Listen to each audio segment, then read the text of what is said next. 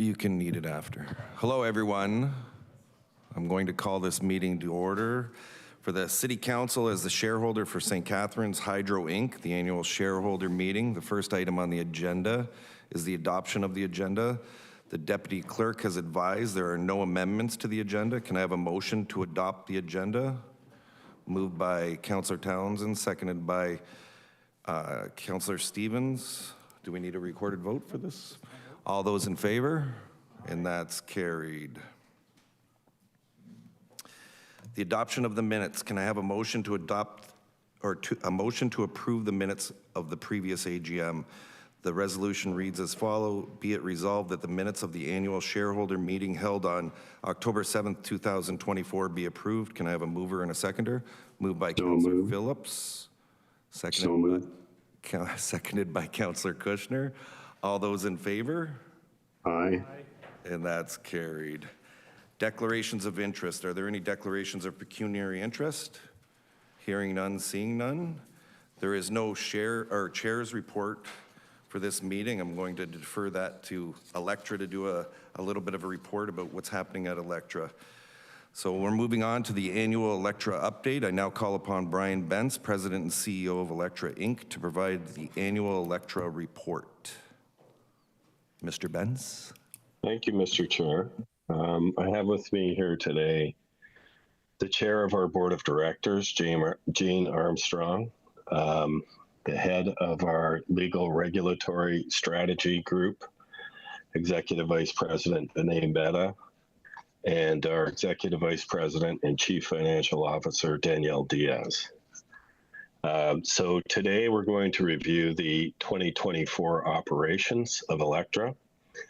And just to, at a high level review, I would say that Electra has again had a very strong year with stable financial performance, particularly with respect to the three metrics that we look at when we look at the performance of the utility. If we could move to the next slide. The first is reliability. The one after that, thank you. Might be a disclaimer here. Yeah. So after that one. Well, one more. There we go. So and I'll speak to this in a moment, but the reliability of Electra remains strong across all of the regions that we serve. St. Catharines, we continue to invest in a local electricity infrastructure, particularly with respect to underground cables and upgrading substations. That has improved reliability in the city of St. Catharines and our broader service area, and we'll talk about that more in a moment. With respect to affordability, the utility, the local distribution utility Electra, controls about 20% of the bill. That's the distribution charge, the local wires charge. Our local wires charge is about 10% lower than the average LDC.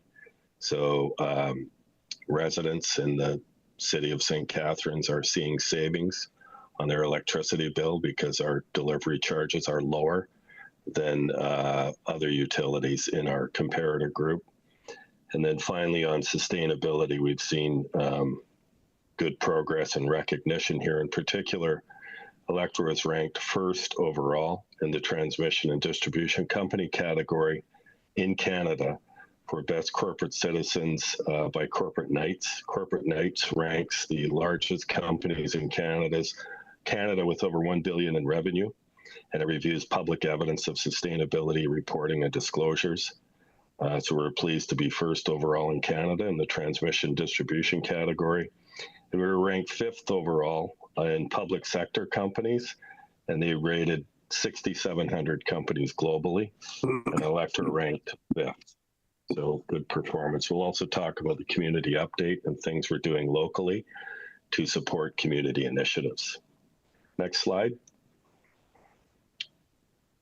This slide shows in the black boxes the corporate structure of Electra. Electra Inc. is the holding company that holds shares in two subsidiaries. The first subsidiary is on the left, Electra Utilities Corporation. That's the regulated utility that is regulated by the Ontario Energy Board, and it's the poles and wires company. that owns and operates those assets in St. Catharines and the 16 other communities that we serve. On the right, we have Electra Energy Solutions. This is our competitive affiliate. So all of our non-regulated businesses, including solar generation assets, under FIT contracts with the ISO, sub-metering, power restoration, our utility services and distributed energy resources, and our storm restoration business is in there as well. Electra Inc. is owned by our 7 shareholders, municipal shareholders, including St. Catharines Hydro. You can see that third from the left. And so St. Catharines Hydro owns 4.6% of the shares in Electra Inc., and that's in turn owned 100% by the City of St. Catharines. So that's our corporate structure. Next slide. When we look at the results for 2024, turn your attention to the top left-hand corner. The purple bar is our competitive business, so that's AES, which I just referred to. And the green bar is Electra Utilities, so the regulated utility. So in 2024, we had a little over 900 million in revenue. We actually have about 4 billion in revenue. 3 billion of that we collect on behalf of the ISO, and that's paid to generators and Hydro One for generation and transmission. We keep about 700 million of that in the for our own purposes for operating our distribution system. And then there's another 200 million that we've collected through our non-regulated affiliates, so 908 in total. On net income, our net income in 2024 is just under $140 million. That's about $6 million higher than budget, so overachieved on that. And then on the EBITDA, this is our operating profit. Our operating profit was 462 million. 402 million of that came from the regulated utility, and about 60 million in our non-regulated affiliates. We've seen significant growth in EBITDA in our non-regulated affiliates since 2019. The EBITDA in the AES, Electra Energy Solutions, was about 3 million, and now it's almost 60 million. So very significant growth in operating profit in our non-regulated businesses. Top right-hand corner, we serve about 1.1 million customers in the province of Ontario. That represents just under 4 million residents, or about 25% of the province. And it's broken down into rate class. The green largely is residential, and then we have our general service under 50. This would be smaller businesses. General service greater than 50 is our large users, and then others is what we those are our rate classes. We have just over 6 billion in assets, and shareholders' equity is around $2 billion. Next slide. This slide shows the dividends that have been paid out to the Electra shareholders since the merger in 2027. And since that time, since the formation, Electra has declared $588 million, over $500 million to the inaugural shareholders over the last 8 years. And the merger benefits of those dividends are about $137 million. In other words, the dividends are 30% higher than they would have been had we proceeded with the standalone course of action and not proceeded with the merger. St. Catharines has received $28.5 million in dividends from the period of 2017 to 2024, and that's $5 million higher than without the merger option. And forecasted dividends in 2025 are expected to be, at a minimum, $71 million, with quarterly dividends of $14.2 million. Next slide. This slide shows the reliability indices for Electra. We measure that 2 ways.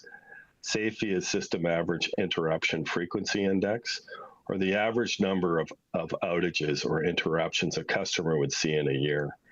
The green bar is Electra, and that's 1.06. So an average customer will see one outage per year. We compare that with Hydro One or Toronto Hydro, slightly higher. And then when we look at the measure below, this is the system average interruption duration index. So how long was that outage? And you can see Electra is very low in terms of the industry average, which is about an hour and a half, 1.49. We're 0.83, which is about 50 minutes. So our reliability is better than the average Ontario experience. A lot of that is a result of investments in grid automation and refurbishment of our system, which we need to continue to invest in. And then finally, with respect to rates, next slide, we have 5 rate zones in Electra. It's a merger of 5 predecessor utilities. As you can see, it all converges around $48 to $51. The LDC average is about $54. The St. Catharines rate is the horizon rate, so that's 50.36, around $50. About $3.50 lower than the LDC average, about $6.50 lower than Hydro One, and $12 lower than Toronto Hydro. So residents in the Electra service area are saving between $40 and $60 a year, depending on who you compare to, because our operating costs are lower and our rates are lower. And this is a comparison is an average residential customer consuming about 700 kilowatt hours of electricity per month. Next slide. With respect to, as I mentioned earlier, the corporate nights, we did, this is the measurement. So a lot of the larger utilities, including Hydro-Quebec, Toronto Hydro, Hydro One, and the telcos, were measured across these metrics for sustainability KPIs. And as we said, Electra ranked number 8 in Canada and number 1 in the transmission distribution category. Next slide, our operating costs per customer are also low. And so this metric, OM&A per customer, says, what is your total operating costs, and divide that by the number of customers served. So we are approximately $263 per customer. Compare that to the industry average of $380. We're a low-cost operator. And compared to our peer group, Toronto Hydro or Hydro One, significantly lower. And some of that, as I mentioned earlier, is really the benefits of the merger. We achieved $44 million in run rate savings by bringing these utilities together, which is about 15% of consolidated operating costs. The chart below that shows the percentage change in operating costs since 2016. Ours is about 3%. The other utilities are in the 13 to 16% range. Next slide. This slide shows the total cost. So this would be capital and operating costs combined per customer. Again, we're in the low end of the range. The capital, about $870, compares to the industry average. You can see the operating costs of the darker shade is lower. And then once again, lower than our peer at Hydro One and Toronto Hydro significantly. Next slide. Next slide after that, please. In 2024, we invested $8.2 million in investments in the city of St. Catharines for capital renewal projects and upgrades. We'll talk more about that in a moment. In 2025 and 2026 planning period, we plan to invest over $17 million in significant capital projects in the city, including cable remediation, rear lot renewal, so moving servicing from backyards to front yards, and consolidating a lot of the feeders downtown, which will be more efficient and increase electricity capacity in the downtown areas.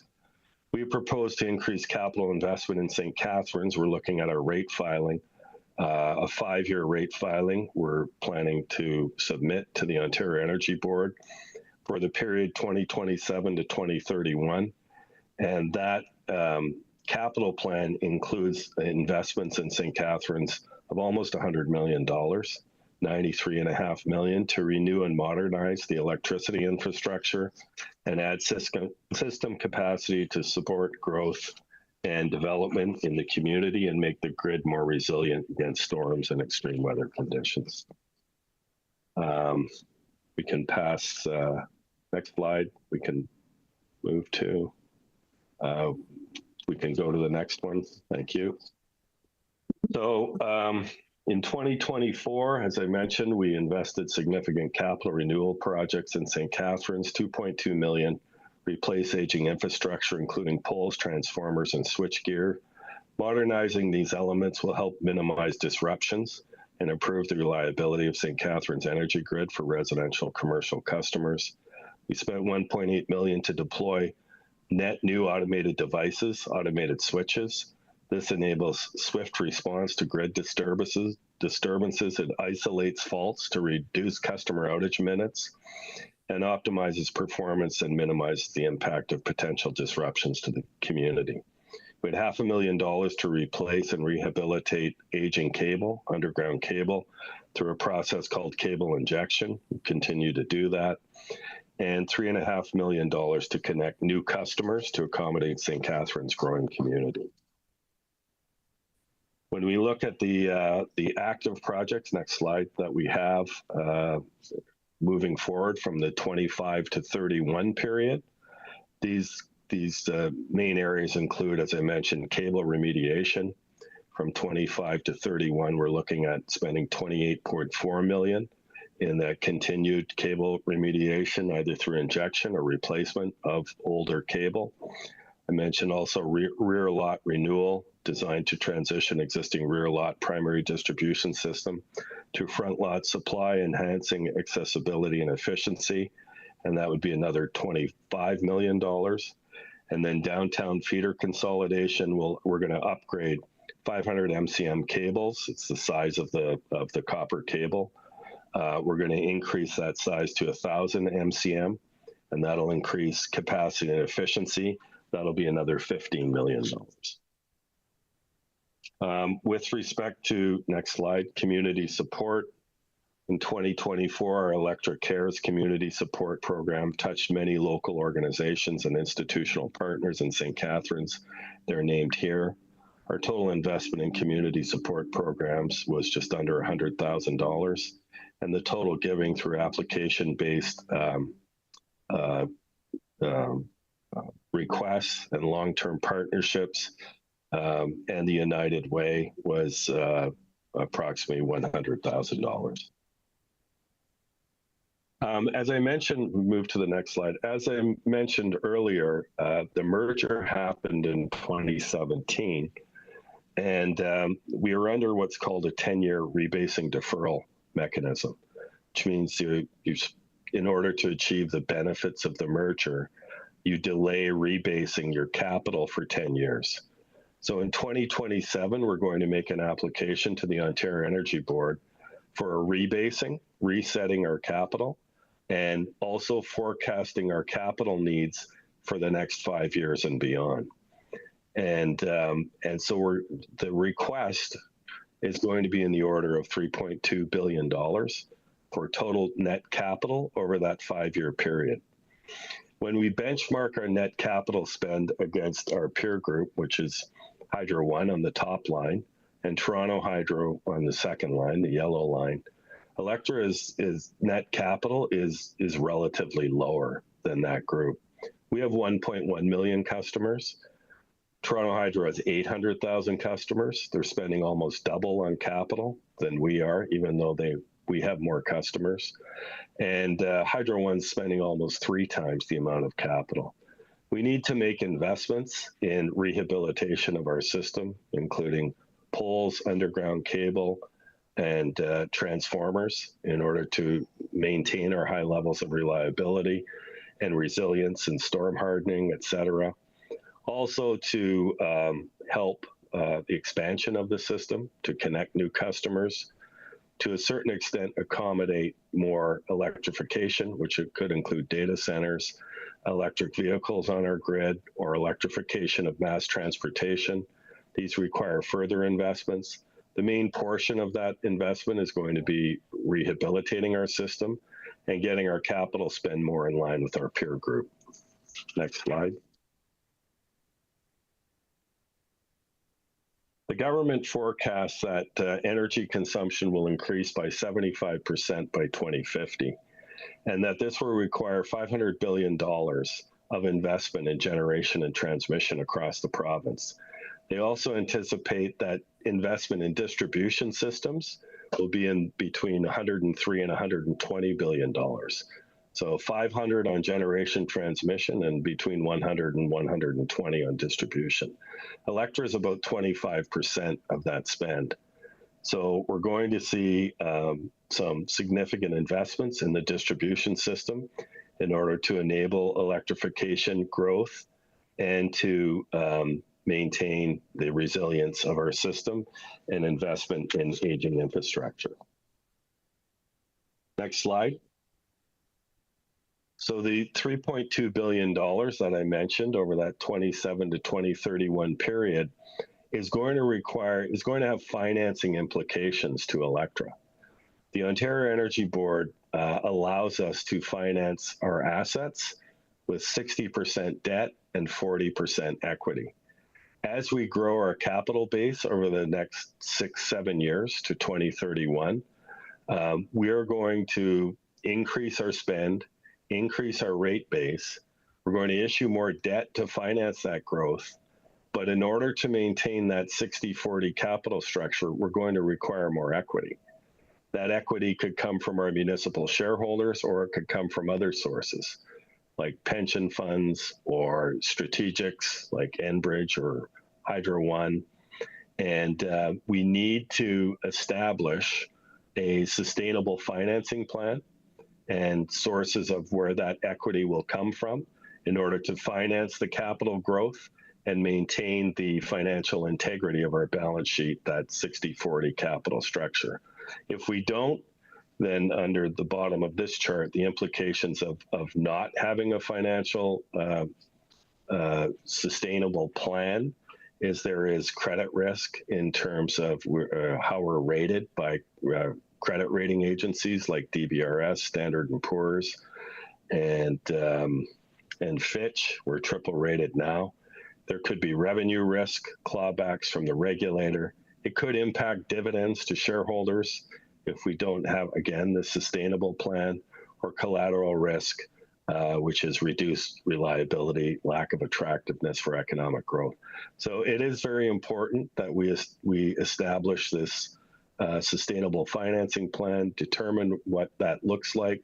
We're working with our shareholders now and over the course of the next year on what those options could be. It could be municipalities putting in more money. It could be pension funds helping to fund Electra, or it could be third parties, or it could be other sources of capital. Again, we're exploring that now with our shareholders and our councils, and want to work with you over the course of the next year on what this plan will look like that will fund Electra's growth into the end of this decade and then beyond. So in summary, Electra had a very successful year. We can move to the last slide. And we've had very good experience, not only with the merger, but our continued investment in the grid, and doing that in an efficient way, which is a low-cost operator with relatively low rates compared to our peer group. We're looking forward to a business environment that continues to change with electrification, U.S. tariffs, et cetera, and looking for a sustainable financing plan as we move forward. We think Electra is very well positioned for the future, given its scale, its people, its asset base, and a relationship that it has with its municipal shareholders. We think this is a very good governance model as a federation of municipalities that own Electra, and look forward to working with you on building further value for the community and the residents of the city of St. Catharines and our broader service area into the future. And Mr. Chair, that's our presentation, and happy to take any question. Perfect, thank you. I'll look to my fellow councilors if they have any questions. Yes. Councillor Kushner? Yes, the question with respect to the sustainability plan, you indicated that some of the financing can come from the municipalities. In what Yes. form would it be? So it would be, the way it would work is that as we build out our capital plan, and if it's approved by the OEB, and that will be that rate filing will be adjudicated over the next 15, 18 months. But assuming that's approved, then there would be a capital spend associated with that, and then there would be a capital call that would say we need a certain amount of equity, and the municipality has the option of putting in that equity themselves, or if we can get to agree to a sustainable financing plan, a third party could provide that equity. The shareholders would be diluted, but the dividend stream, we believe, would not be diluted. In fact, the dividend stream to the municipality would grow, and the value of the shares would grow. So now the municipality could put in a portion of the equity required, or they could put it all in. Where would that money come from? I think that's really for the municipality. Would have to decide whether they have the reserve or reserve funds or the liquidity to actually do that. What are dividends from Dividends from Electra, so say we're 140 million, we pay 60% of that. It's in the 80 to 90 million dollar range. So right. for St. Catharines, it's 4.6% of that. So say $4 to $5 million in that range. So called to increase Electra's equity. What would the amount be? Would it be in the vicinity of the dividends? I guess it would be more than the dividends in any given year. Yes, it would. And so, we'd be looking at significantly more than that, actually. The investment would, in 2027, the capital call would be in the order of $400 million. So 4.4% of that is around $16 million for the city of St. Catharines. Kevin, you're working with the various municipalities to determine yes, what the impact on the municipalities would be. Yes. Right. Exactly. Thank you very much. Okay. Thank you. Are there any other questions? Seeing none, can I have a councillor move the motion to receive the presentation? Councillor Lindo, seconded by Councillor Dodge. All those in favor? And that's Aye. carried. That's carried. Thank you very much, Mr. Benson and your team. You guys really don't need to hang out any longer. I know it's exciting and you would, but you don't need to. Thank you, Mr. Chair. See you. Thanks, Council. Okay, and the next item on the agenda is the annual resolutions, the audited financial statements. The auditor, Carlos Alvarez from KPMG, is available electronically should there be any questions from council. Can I have a councillor move the recommendation? Moved by Councillor Townsend, seconded by Councillor Phillips. And the resolution is, be it resolved that the audited financial statements, including the balance sheet as of December 31st, 2024, and the statement of profit and loss for the fiscal year of the corporation ended on such date, are hereby received. Are there any questions? If there's no questions, I'll look to the Deputy Clerk to call the recorded vote. Councillor Townsend. Yes. Councillor Phillips. Yes. Councillor Ratzlaff. Yes. Councillor Stevens. Yes. Councillor Williamson. Yes. Councillor Miller. Yes. Councillor McPherson. Yes. Counselor Mako, Yes. Counselor Lindell, Yes. Counselor Kushner, Yes. Counselor Dodge, Yes. Mayor Cisco, Aye. and Chair Harris. Yes. And that's carried. The next item on the agenda is the appointment of the auditor. I need a mover and a seconder. Moved by Counselor Stevens, seconded by Counselor Phillips. The resolution is as follows. Be it resolved that the appointment of the auditor of the corporation be the same firm chosen by the corporation of the City of St. Catharines pursuant to the required selection process and authorizing the directors to fix the auditor's remuneration. Are there any questions? Hearing none, seeing none, I'll look to the deputy clerk to call the vote. Counselor Stevens, Yes. Counselor Phillips, Yes. Counselor Miller, Yes. Counselor Ratzlaff, Yes. Counselor Townsend, Yes. Counselor McPherson, Yes. Counselor Mako, Yes. Counselor Lindell, Yes. Counselor Dodge, Yes. Counselor Kushner, Yes. Counselor Williamson, Yes. Mayor Cisco, Aye. and Chair Harris. Yes. That's carried. The next item, discussion item, resolution to elect the directors. Can I have Mayor Cisco move the resolution and seconded by Councillor Williamson? So moved. Be it resolved that the following directors hold office for the length of the term of council or until their successors are appointed, whichever is earlier: Matt Harris, Joseph Kushner, Matt Cisco, and Bruce Williamson. Are there any questions? Oh, we got a whole bunch of questions. We're lighting it up here. No, we're not. Okay. It's moved, so I'll look to the deputy clerk to call the vote. I don't think anybody's. Are there questions? Okay. Call a question. Just waiting for voting mode to re-answer now, then I have to take it off there. So I thought we had questions. Mayor Cisco, Aye. Counselor Williamson, Yes. Counselor Kushner,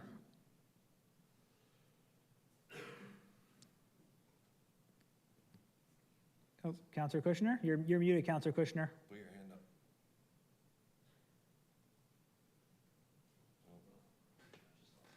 up. We'll come back. Counselor Dodge, Yes. Counselor Lindell, Yes.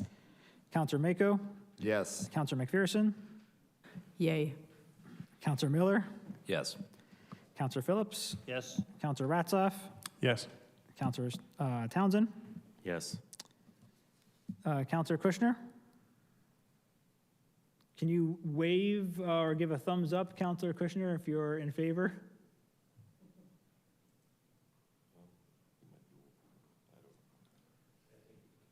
Okay. Can't really see. We'll skip that one. Chair Harris, Yes. and that's carried. Item 8.2, amendments to the shareholder declaration and corporate bylaw number 1 and approval of the policy for the appointment of directors to the board. Could I have Councillor McPherson move it? Sorry, just point of order. Councillor Stevens wasn't called on to vote. Oh. Thank you, Councillor Townsend. Which vote would that be? Oh.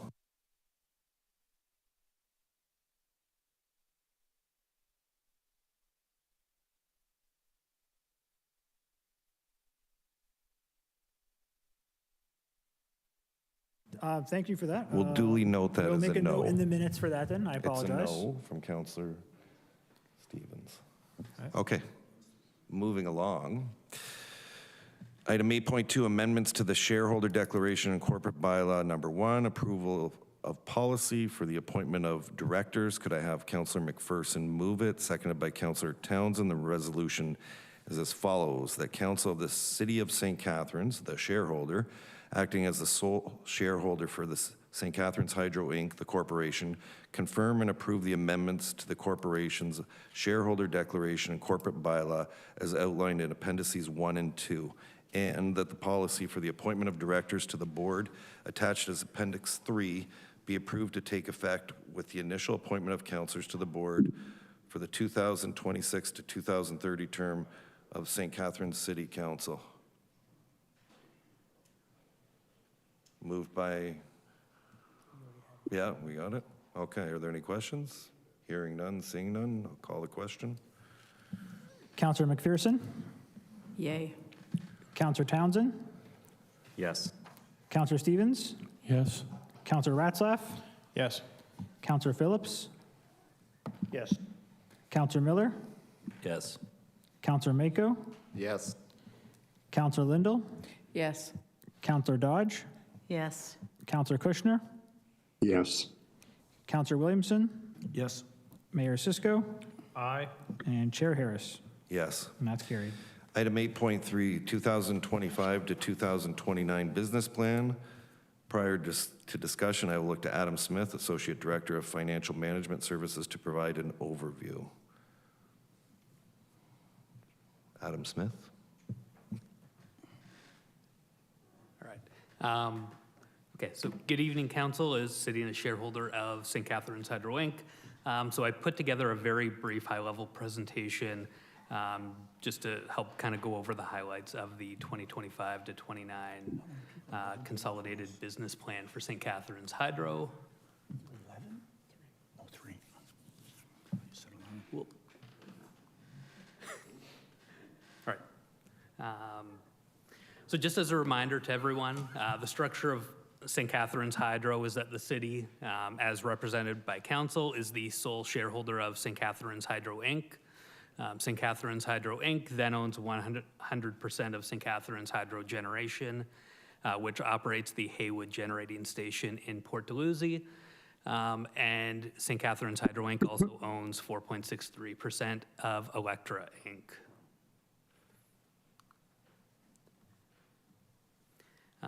In 2024, the Haywood Generating Station generated 26,488 megawatt hours of electricity, which was a little bit less than budgeted and about 30% less than 2023.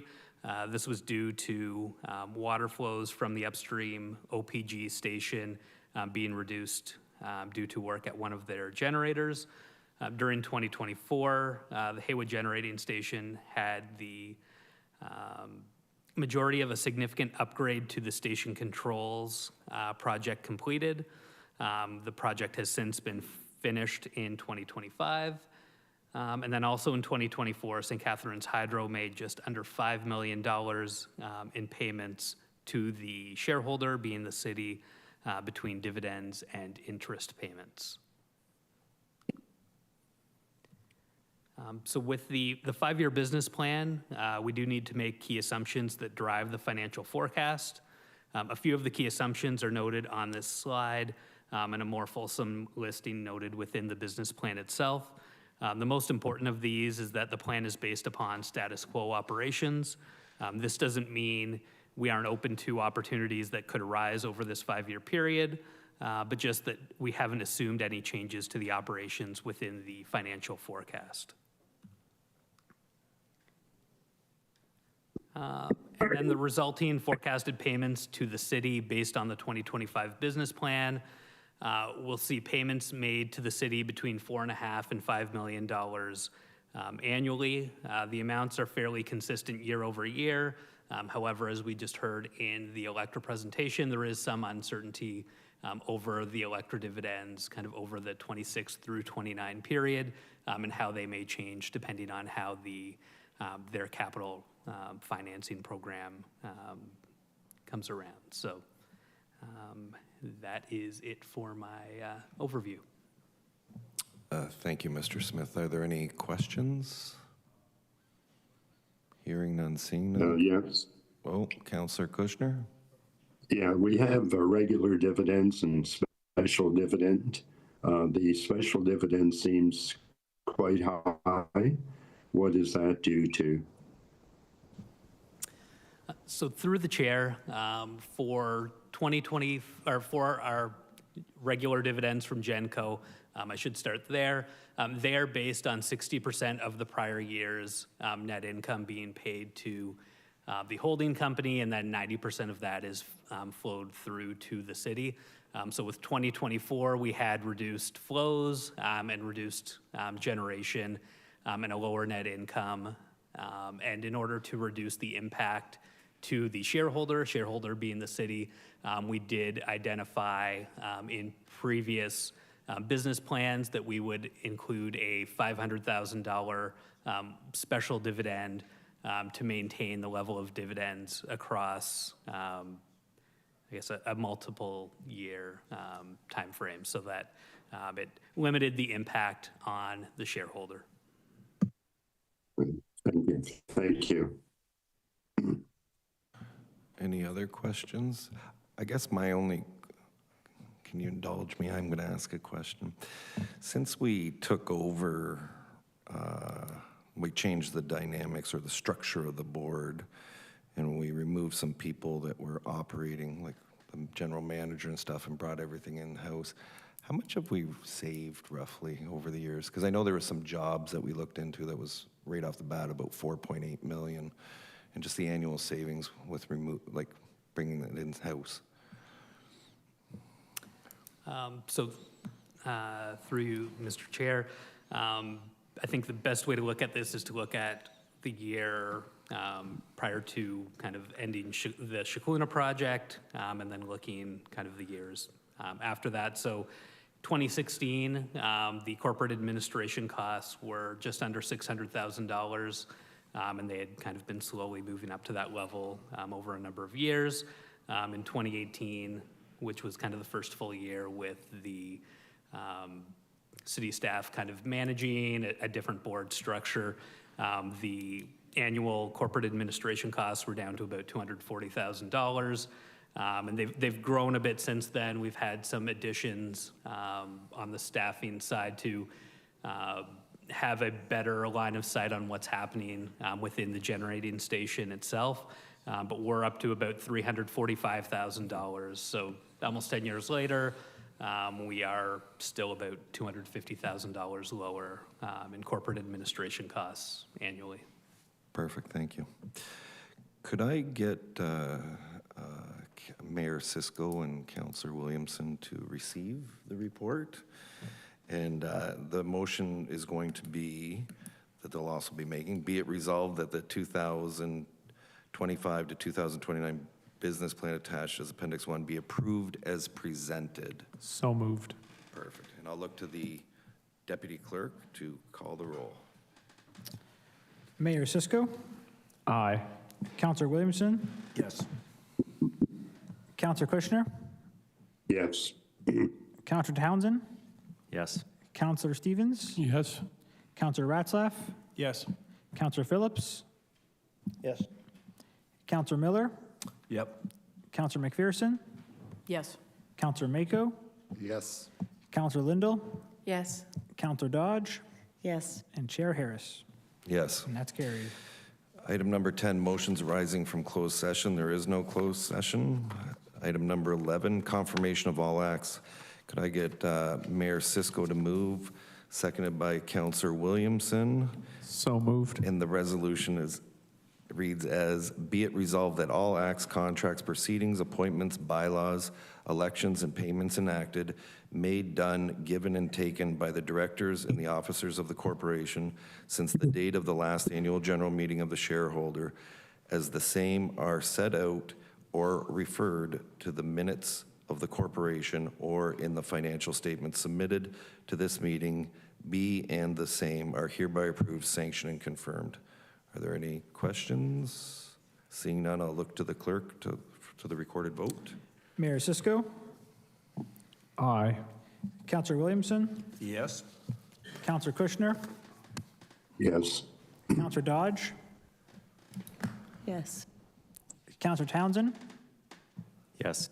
Councillor Lindell, Yes. Councillor Stevens, Yes. Councillor Mako, Yes. Councillor Ratzlaff, Yes. Councillor McPherson, Yay. Councillor Phillips, Yes. Councillor Miller, Yes. and Chair Harris. Yes. And that's carried. And now Councillor Townsend's favorite part of the meeting. Will you do the motion for adjournment? All those in favor? And that's carried. Yes.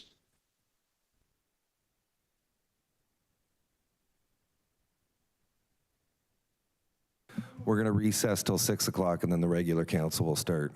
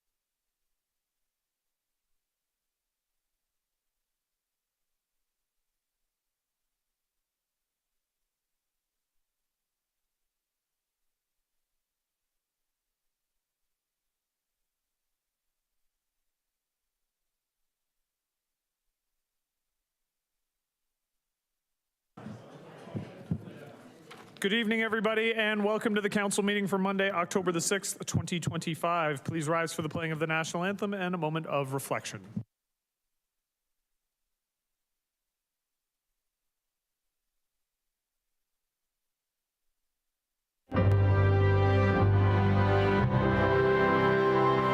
Oh, Canada, our home and native land, true patriot love in all of us command.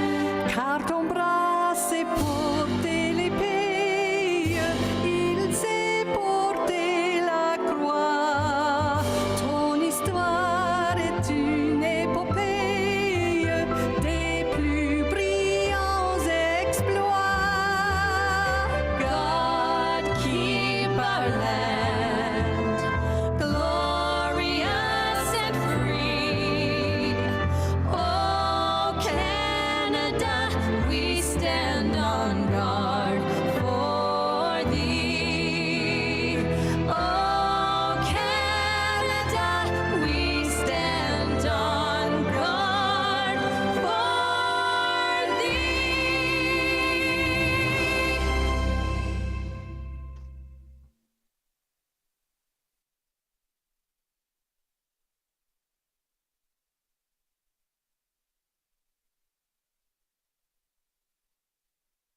Please be seated.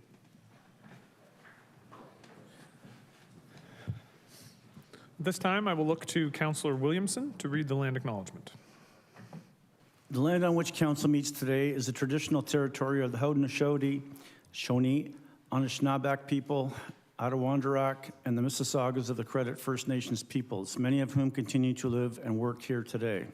This territory is covered by the Upper Canada Treaties and is within that land protected by the Dish with One Spoon Wampum Agreement. Today, this gathering place is home to many Indigenous peoples made up of First Nation, Inuit, and Métis. The Dish with One Spoon Wampum Agreement should remind us of our responsibility to ensure the Dish, the territories on which we live and work, is never emptied, and that we take care of the land and its inhabitants in a way that ensures its future sustainability. Thank you, Councillor. This evening's mayor's report is relatively brief. I know that will make Councillor Harris very happy. I do want to thank everybody for being here tonight. We will begin with condolences. We are deeply saddened to mark the passing of our friend and our colleague, Regional Chair Jim Bradley. Chair Bradley was a steadfast champion of St. Catharines and Niagara, and he dedicated his life to bringing out the best in our community. On Wednesday, October 8th at 12 p.m., we will honor his legacy by renaming Grantham Avenue Park as Grantham's Jim Bradley Park in his honor. It's my sincere regret that he did not have the chance to see this recognition in his lifetime, but I'm glad that he knew that we were taking that step. On behalf of council and city staff, we want to offer our deepest sympathies to Chair Bradley's family and friends. Your community is profoundly grateful for your lifetime of service, and we will miss you. Moving on to some news and some updates.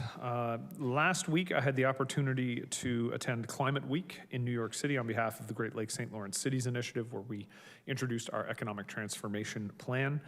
It was very successful. It was a successful conference.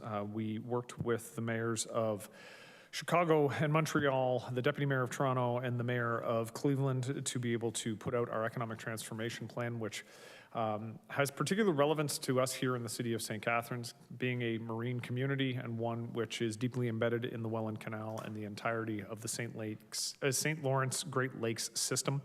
The economic transformation plan has the opportunity to lead to significant economic benefits for our community and our region as a whole. So I was honored to be there as a part of that, and I look forward to the future impacts of that plan moving forward. Grape and wine season has wrapped up, and it was a fantastic celebration. The festivities kicked off with Montebello Rocks, a concert in the park featuring the Watchmen. Saturday's Grand Parade was a huge success with great participation and generous food donations for community care.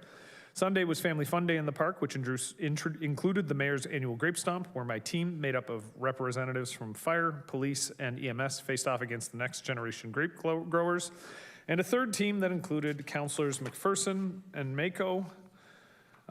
I won't tell you who won, but it was definitely not Councillor McPherson and Councillor Mako's team. It was also actually not my team either. The Grape Growers Next Generation team clearly knows what they're doing when it comes to stomping grapes. I want to thank everyone who came out and made the weekend so memorable. We look forward to next year as the festival will celebrate 75 years in the city's 150th anniversary.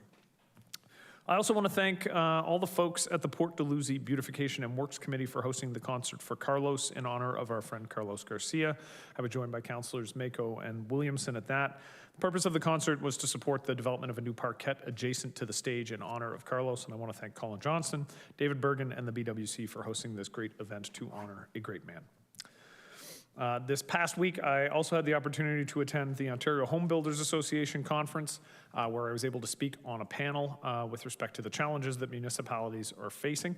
As I'm sure most of you would believe, a large part of our conversation on the panel revolved around development charges, and all of the mayors were pretty adamant in stating that, you know, if we want to do away with development charges, there needs to be some mechanism for funding infrastructure and for funding the growth that comes with communities, and that should not be placed on the backs of taxpayers.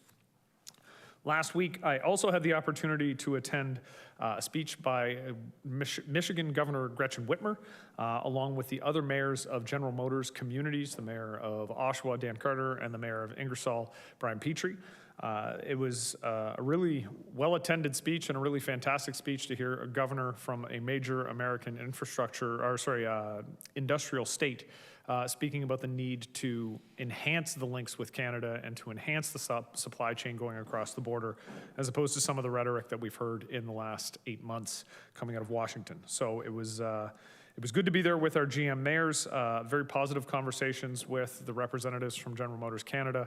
The plant here in St. Catharines continues to punch above its weight. It's one of the most efficient plants in North America, and the future still looks bright for us with respect to General Motors here in our community. Lots of flag raisings happened over the last 2 weeks, and I want to give a special thank you to Councillor McPherson for bringing greetings at the flag raisings in my absences.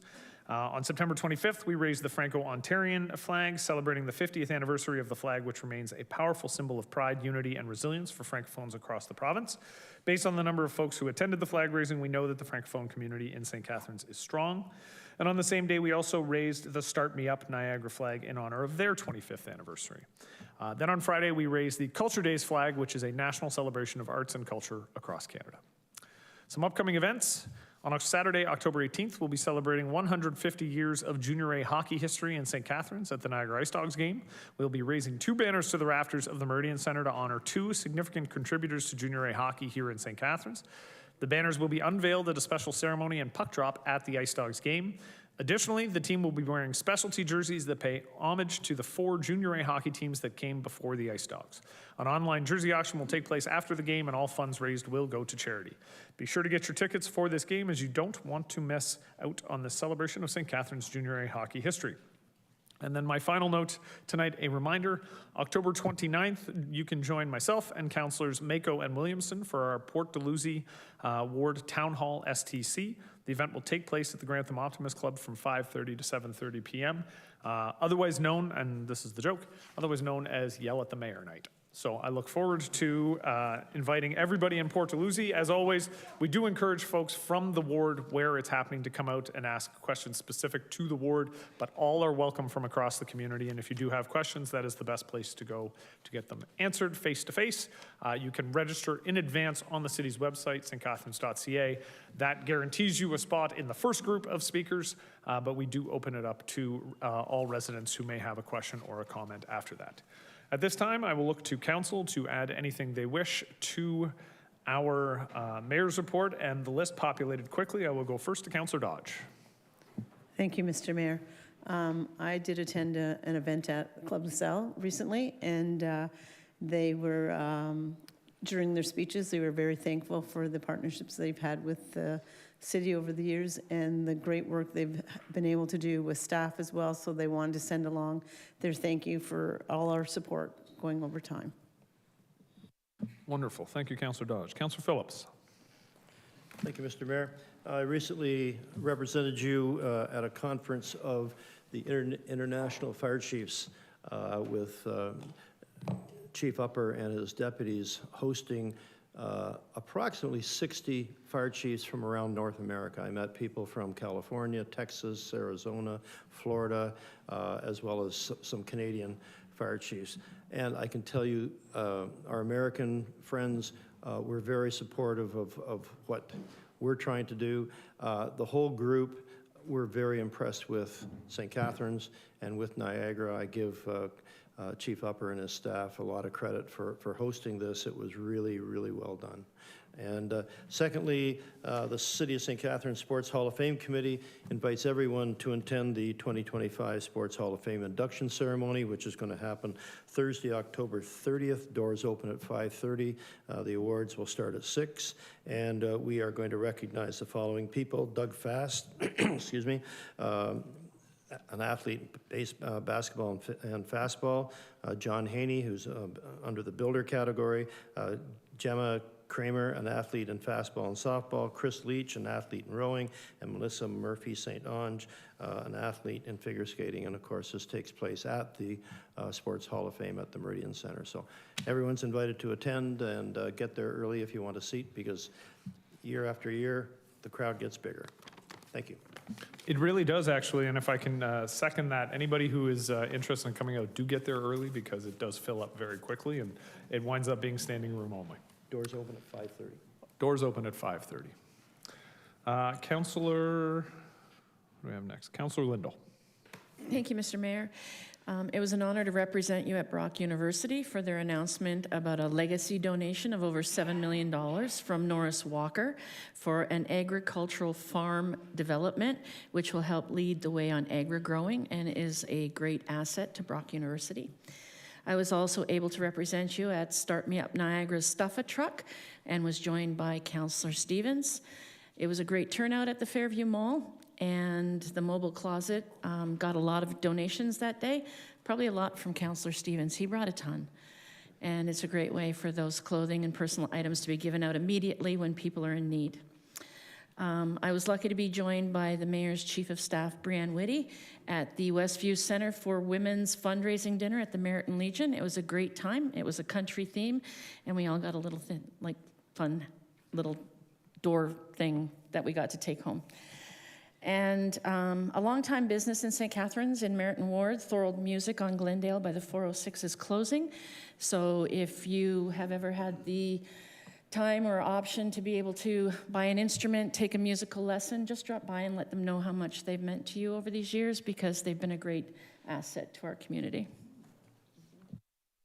All right, thank you, Councillor. Councillor Townsend. Thank you, Chair.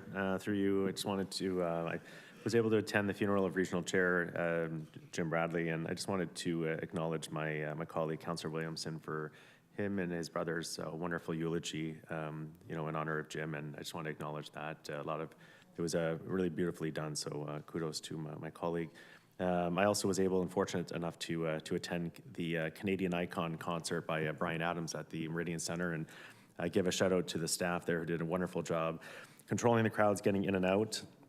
It was quite a lovely ending to the concert where Bryan Adams did sing St. Catharines Bound, a song dedicated specific to St. Catharines, and if you have a chance, jump on YouTube and watch it. But he still got it. He still sounds phenomenal, and what a great show. Thanks. Thank you, Councillor. Councillor McPherson. Thank you, Mr. Mayor. I had the pleasure of attending, on your behalf, the Métis Nation of Ontario Niagara branch annual harvest dinner, and it was a fantastic occasion, wonderful food, and it was quite humbling when the dignitaries, and I use the term loosely, who were there, we all received a friendship sash, and have been told to wear it whenever we are at an occasion. And it was just a wonderful night. And in speaking with Derek Pont, he's looking forward to working with the city and developing more ways as we travel the path of reconciliation. Thank you, Councillor. Councillor Mako. Thank you, Mayor. Through you, on my way home from work this evening, I saw a group of people gathered in front of the Port Dalhousie Cenotaph. So I pulled over to see what was going on, and the new Veterans Crosswalk was installed today. So I checked it out. It looks beautiful. Just wanted to thank the city staff, the attention to detail. It is just really impressive. And so I had a chance to chat with the residents, and they were very pleased as well. There was even some children there, and it sparked conversations about Remembrance Day with their parents. So I want to say, in honor of the Legion's 80th anniversary, it's, I think, going to be very well received. Thank you, staff, and everyone who made that possible.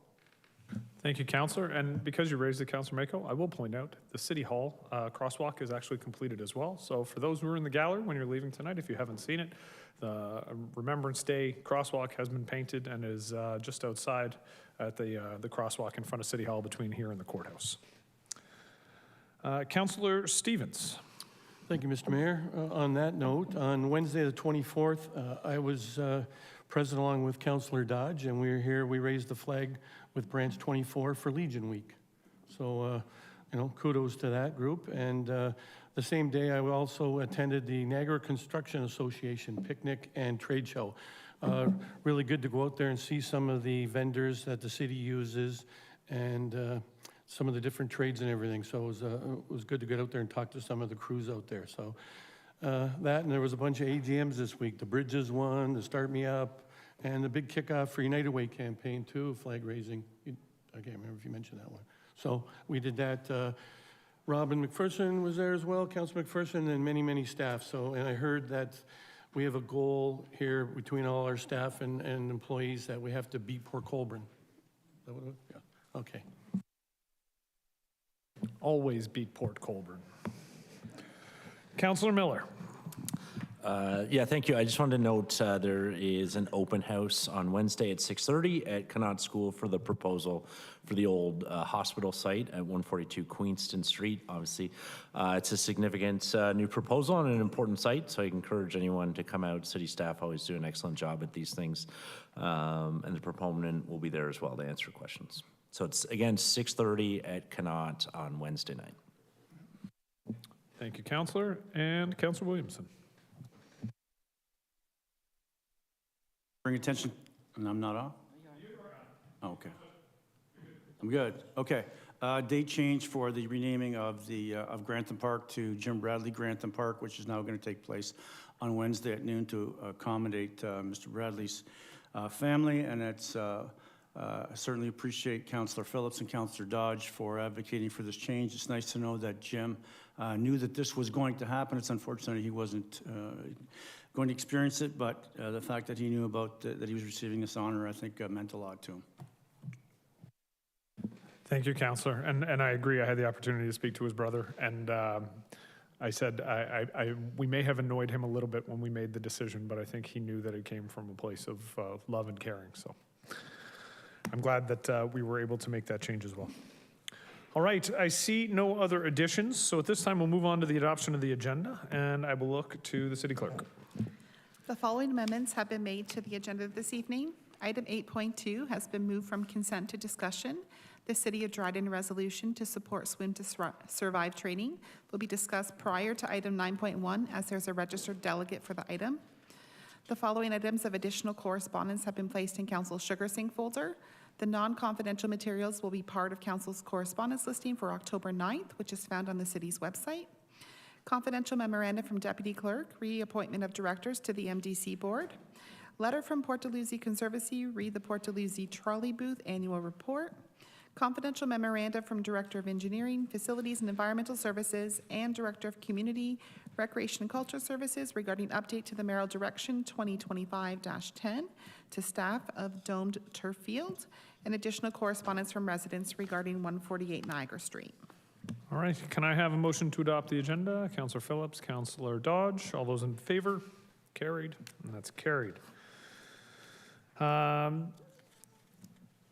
Need a motion to adopt the minutes of the regular council meeting held on the 22nd of September. Councillor Lindell is moving. Can I have a seconder? Councillor Mako, all those in favor?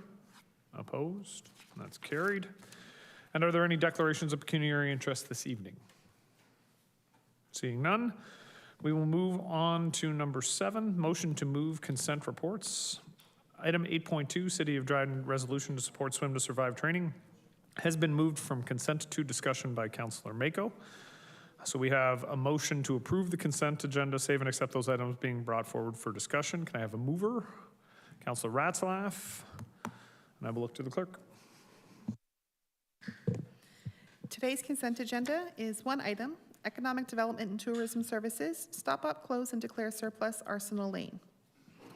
Councillor Ratzlaff. Yes. Councillor Miller. Aye. Councillor Lindell. Yes. Councillor Townsend. Yes. Councillor Williamson. Yes. Councillor Stevens. Yes. Councillor McPherson.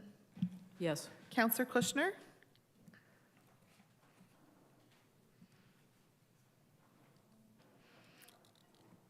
Councillor Harris. Yes. Councillor Dodge. Yes. Councillor Mako. Yes. Councillor Phillips. Yes. Mayor Cisco. Yes. And that's carried. All right, so we move on to the item that was moved from consent to discussion, Legal and Clerk Services Office of the City Clerk, City of Dryden Resolution to support Swim to Survive training. Before discussing this report, we'll hear a delegation from Michael Williams, and at this time I would call Mr. Williams up to speak.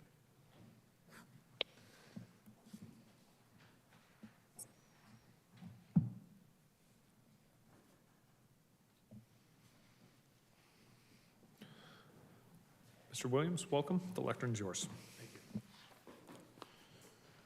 So my name is Michael Williams. I'm here with my wife Evelyn. We have been living here in St. Catharines since 1990, so we're pretty familiar with the community. And I wish I was here under better circumstances, but unfortunately for our family, we suffered a tragedy on July 31st of this year. Our two grandchildren drowned in the Wabigoon River in Dryden, Ontario. The circumstances were is that my little granddaughter slipped and fell into the water accidentally. Her brother, who's 15, he attempted to go in and try to rescue her, and unfortunately he wasn't a strong enough swimmer, or a swimmer really at all, in order to be able to do anything other than, unfortunately, drown as well. So what we did was we met with the mayor of Dryden at the AMO meeting, the Association of the Municipalities of Ontario, in Ottawa. We met with him over lunch. We discussed what we could do going forward to try to make sure that similar tragedies don't happen in other communities in Ontario. And what he came up with, and I commend him for it, is that he felt that it would be appropriate to move a resolution asking the Minister of Education to exercise his powers under the Act to direct boards of education to offer Swim to Survive training and water safety training in general to school children in the elementary school. So, having done some research on this since this has happened, I have discovered in other communities, some have put together what they call a coalition for drowning prevention. So in Elgin County, Middlesex County, and London, Ontario, which happens to be my hometown where I grew up, they have produced a piece of paper that's on your desk that you can see. And basically, when I looked at this, I thought to myself, well, you know, this is basically water safety information. I don't think it would take very long to go over this in a classroom of children, and I think it would be well worth doing. I think that what's happened in the past is that the Life Saving Society has offered municipalities the opportunity to apply for grants to be able to put these programs on. The problem is, though, it hasn't been universal in nature, and since the pandemic, it pretty much got knocked off track, and it's been very slow to come back online. In fact, I don't know if it's even come back online at all. So, the thing is that our two young grandchildren were low income. Their parents were on ODSP, and so they didn't have a whole lot of money. They grew up in Hamilton all their life except for the month that they went up to Dryden, and they passed away up there after 1 month. They were registered to start swimming lessons in Dryden in the month of August, and unfortunately they didn't live long enough to get them. So, anyways, all I can tell you is that what we have in common with the city of Dryden is that we're reacting to a tragedy. But you here tonight have the opportunity to do something a whole lot better. You have an opportunity to endorse this resolution and do something proactive. I can tell you that I've looked around in St. Catharines and to see if there were similar conditions that exist in St. Catharines as to the conditions in Dryden, and I can tell you that there are. So along the Welland Canal Parkway, along the trail there is a similar situation where children could go up to the water's edge, they could actually slip and fall in, and they would be immediately in deep water over their head. So a little bit better here is that most of these are not directly adjacent to a residential area. But still, as was the case up there, is the case here. There are no life rings or line available for someone to effect a rescue from shore. And I think that might be something that you might want to consider going forward when you do your city's risk assessment. That might be something that could be looked at. The other thing is too, just having mentioned that, our heart goes out to the first responders who responded to this scene. And when we think about the trauma that they suffered, it's overwhelming. So I mean, they want to do rescues. They don't want to do recoveries. So let's see what we can do, and it'll be good for everyone. Thank you. Thank you, Mr. Williams. Are there any questions for the presenter? Question? Councillor Mickle? I just wanted to say thank you for coming here tonight. It's a lot of bravery on your part to speak about your situation that's impacted your family and to try and make something positive out of it and prevent, as you've said, future tragedies from coming. So I really commend you for everything you've done, going to AMO on your own time. I really respect what you're trying to do here, and hopefully we can support this as well. In addition to supporting the advocacy efforts at the provincial level, do you see anything else we could be doing locally as a city, like low cost, no cost, like just things you think maybe we haven't thought of that are under our direct control as a municipality? Well, the good news is that any Board of Education can add to the curriculum without having to get approval from the Ministry of Education. When it comes to something like this, something as simple as spending 10 minutes a month talking about water safety, you don't need to wait for them to act in order to be able to do that. The harder part is to coordinate the actual practical swimming lessons and so on. That is a lot harder, and I'm sure it would cost a lot more money. But in order to be able to do this, I don't think there would be much cost at all, to be honest with you. And I wonder if there are, maybe using our city's social media channels, just ways to help increase community awareness and education of some of these key messages. And just that could be something we could do. Sure, if you have someone who is a certified lifeguard, for instance, that would be interested in starting up a coalition for the prevention of drowning, as they have done in Elgin, Middlesex counties, that would be a good place to start. I think that would go a long ways to raising awareness and prevention, because the last thing I want to see, the last thing any of us wants to see, is something like this happen in St. Catharines, because I can't remember the last time someone drowned here, and I'm glad I can't remember, because it obviously hasn't happened in quite some time, and we don't want it to happen at all. And so I'm going to go after, there are 444 municipalities in the province of Ontario. So tonight, we got 2 of them, so there's 442 more to go, and I'm going to go after every single one of them. Keep up the great work, Mike. Thank you. Thank you, Councillor. Mr. Williams, we do have one more question. Councillor Lindell. Thank you so much for presenting here tonight, and I'm really sorry for your loss. I have a granddaughter about the same age as your granddaughter, so I totally understand where you're coming from. Where in Hamilton did your grandchildren go to school, and have you been in contact with their schools? So they went to Prince of Wales School in Ward 3 in Hamilton, which is right basically across from what used to be known as Tim Hortons Field. So that's where they went to school. I did contact the Ward 3 counselor there, and we have arranged to have a meeting with her later on this month, somewhere in the middle of this month. So we're going to have a discussion with her about getting Hamilton to endorse this resolution, either that or move a resolution of their own on the same subject. So yes, we've been in contact with the counselor. As far as the school goes, no, we weren't in contact with them, but the parents were, and the school has been quite supportive. So we're going to see what we can find out about what was done and what wasn't done, but certainly not with the idea that we're looking to criticize anyone or try to lay blame on anyone, because that's not what this is all about. This is all about looking forward and seeing what we can do to make things safer for all the children in our community, all communities across Ontario and across this country. Thank you very much. All right, thank you, Mr. Williams. Okay. Appreciate it. Can I get a councillor to move the motion to receive the delegation? Councillor Dodge. Can I get a seconder? Councillor Phillips. All those in favor? Opposed? That's carried.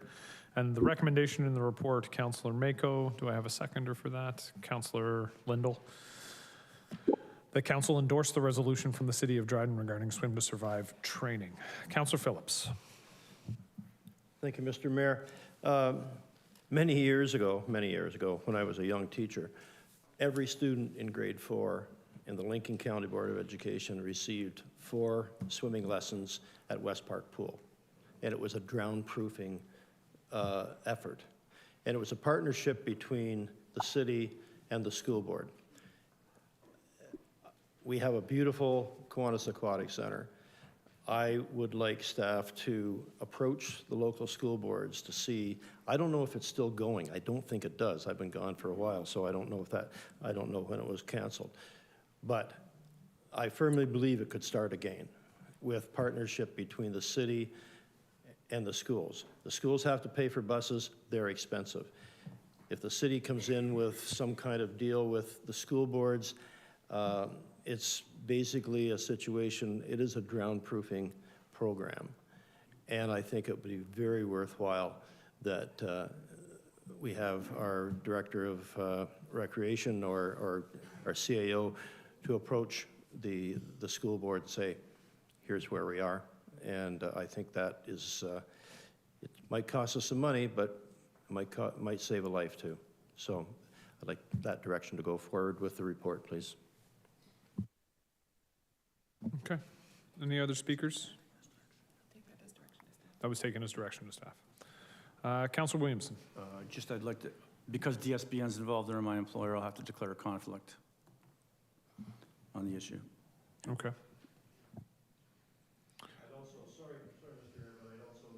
The Roman Catholic School Board also. I think you're speaking to all school boards in the area. Yes. There are 4, so. Exactly. Yes. Thank you. Okay, so I think that's noted. All right, are there any further speakers? Sorry, Rexy? Oh, Phil's hand is up. Phil, Mr. Christie.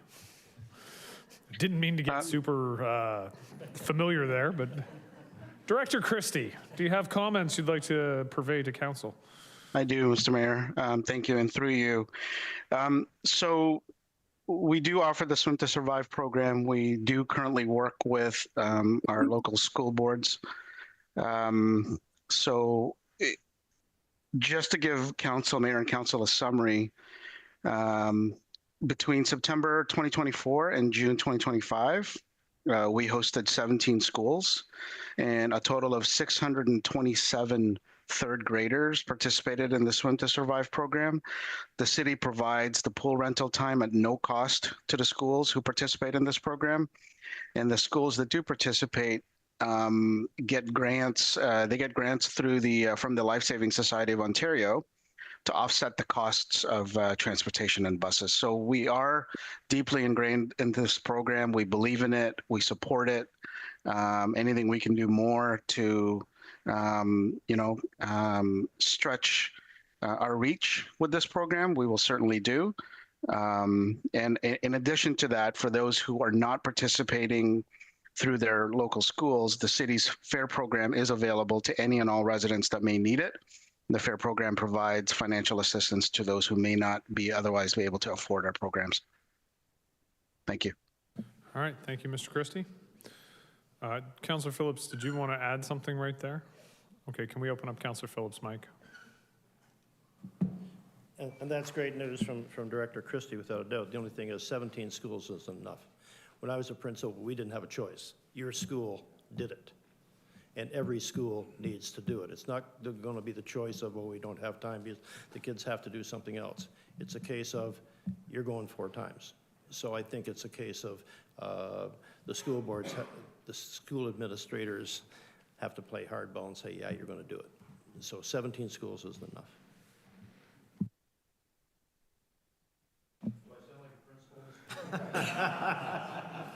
Councillor Miller. Yeah, just point of order, I'll have to declare a conflict as well due to my employer being the DSPN. Thanks. All right. I actually think I have to declare a conflict of interest as well, just because of my relationship with the Catholic School Board. So I'm going to look to Councillor Phillips to come and take the chair so I can step away for the rest. Well, I guess I've been retired long enough, I'm not going to declare a conflict of interest because they don't remember who I was anyway, so. All right, so then Councillor Phillips, the chair is yours.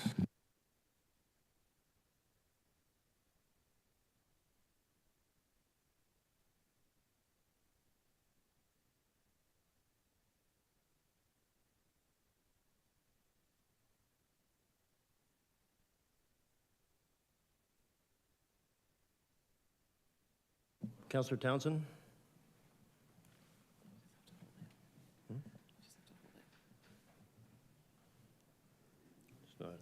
Thank you, Deputy Mayor. I guess just piggybacking off of what you're asking, maybe just put in some language or direction just to invite all of the local St. Catharines elementary schools to participate. It sounds like, I think Director Christie said 27, or was it 17 schools participate? 17. 17. Let's extend an invite to all of them directly to the principals to participate in this program and see how many more schools we can get involved. Thanks. Thank you. Any further questions, comments? Thank you. Then we'll call the question, please. Councillor Mako. Yes. Councillor Lindell. Yes. Councillor Dodge. Yes. Councillor Kushner. Yes. Councillor Harris.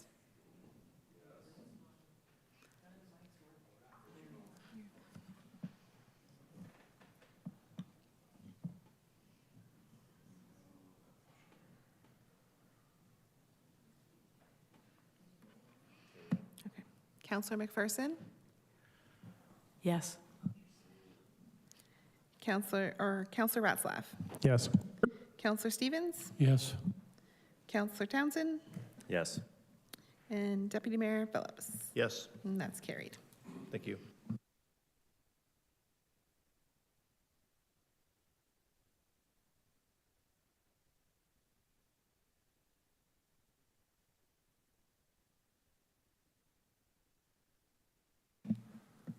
Thank you, Deputy Mayor, for taking the chair there.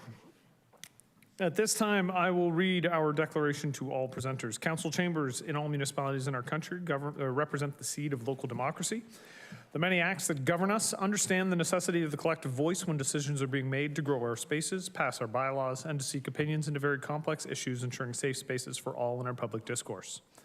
We recognize the right of the majority to decide, the minority to be heard, the public to have an opportunity to participate, and all participants to be treated with courtesy and respect.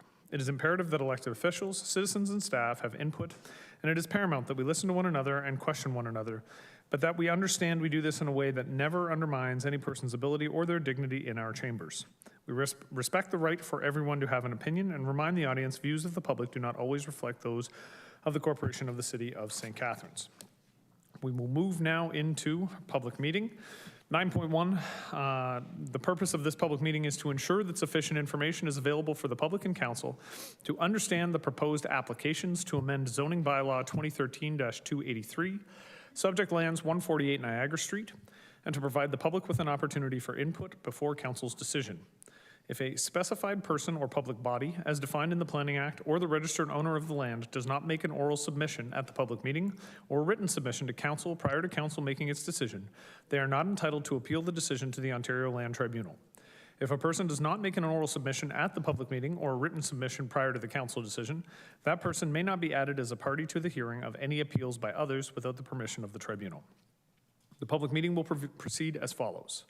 Staff will explain the applications to amend zoning bylaw 2013-283, subject lands 148 Niagara Street. After that, the agent will speak and council will have an opportunity to ask questions. After that, members of the public wishing to delegate were requested to register by 9 a.m. today. 3 people requested to speak. Those in the gallery that would like to speak will be permitted to do so after the agent has made their presentation. The deadline to submit additional written comments not previously published on the council correspondence listing was 12 p.m. today, and 14 comments were received. After members of the public have delegated, the public meeting will be closed, and then council will be able to ask staff questions and will consider the motion to amend zoning bylaw 2013-283, subject lands 148 Niagara Street. The public meeting is now open, and I will now call upon Shraddha Arun, planner, to present.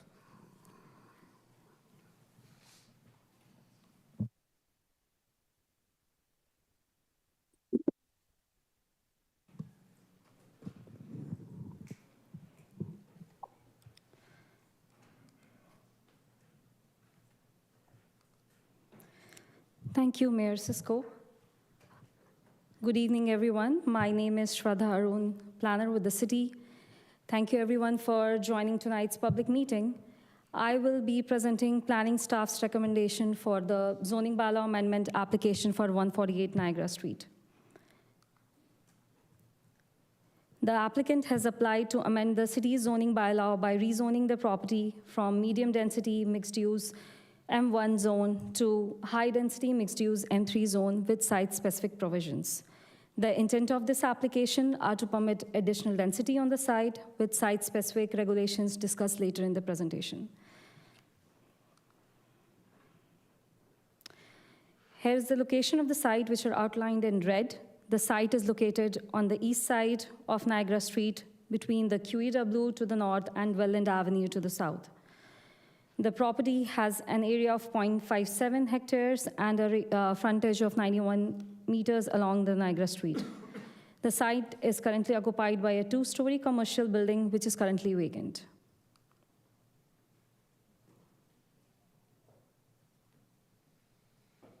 Next slide, please. Here you can see the picture of subject lands from the front along the Niagara Street and from the south, showing the existing 2-story built form. The next few slides will show the surrounding land uses. To the north, one more slide, next slide. To the north, there are commercial uses, including nurses' photo studio and residential uses. Next slide. To the south, there are a mix of commercial and residential uses.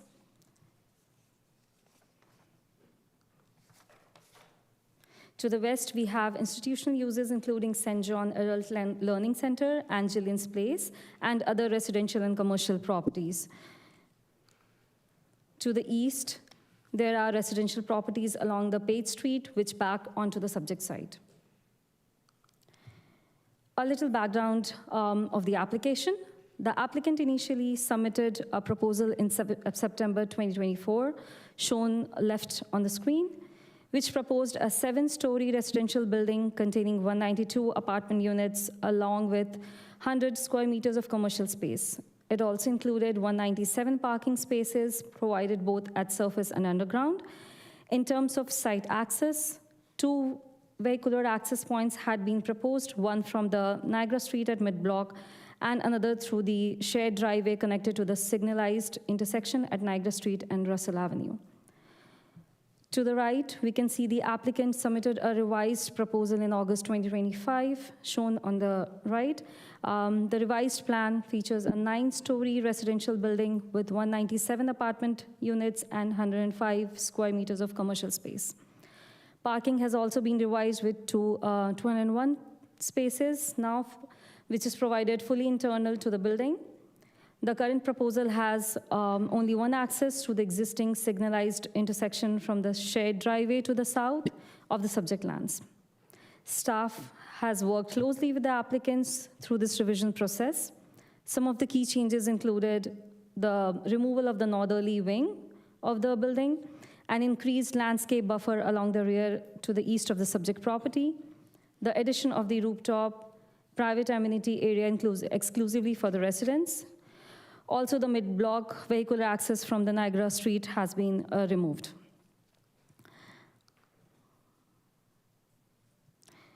Continuing from the previous slide, here is the conceptual 3D view of the proposed development. The rendering shows 9-story mixed-use building with a height of approximately 31 meters along the front and stepping down to 15 meters. At the rear, the design includes internal parking and a rooftop amenity area for the residents at the rear. As mentioned earlier, the proposal includes 197 residential units and 105 square meters of commercial space. On the ground floor, 3-story parking structure is integrated into the rear portion of the building, providing 201 vehicle spaces and 100 bicycle spaces internally, which exceeds the parking requirement under the current bylaw. The development also features a 441 square meter rooftop outdoor amenity area, offering private outdoor space for residents. In terms of access, let's go back to the slide, yeah. In terms of access, the site will be served by a single vehicular access point located to the south, using the shared easement that connects to both Russell Avenue and Niagara Street through the existing signalized intersection.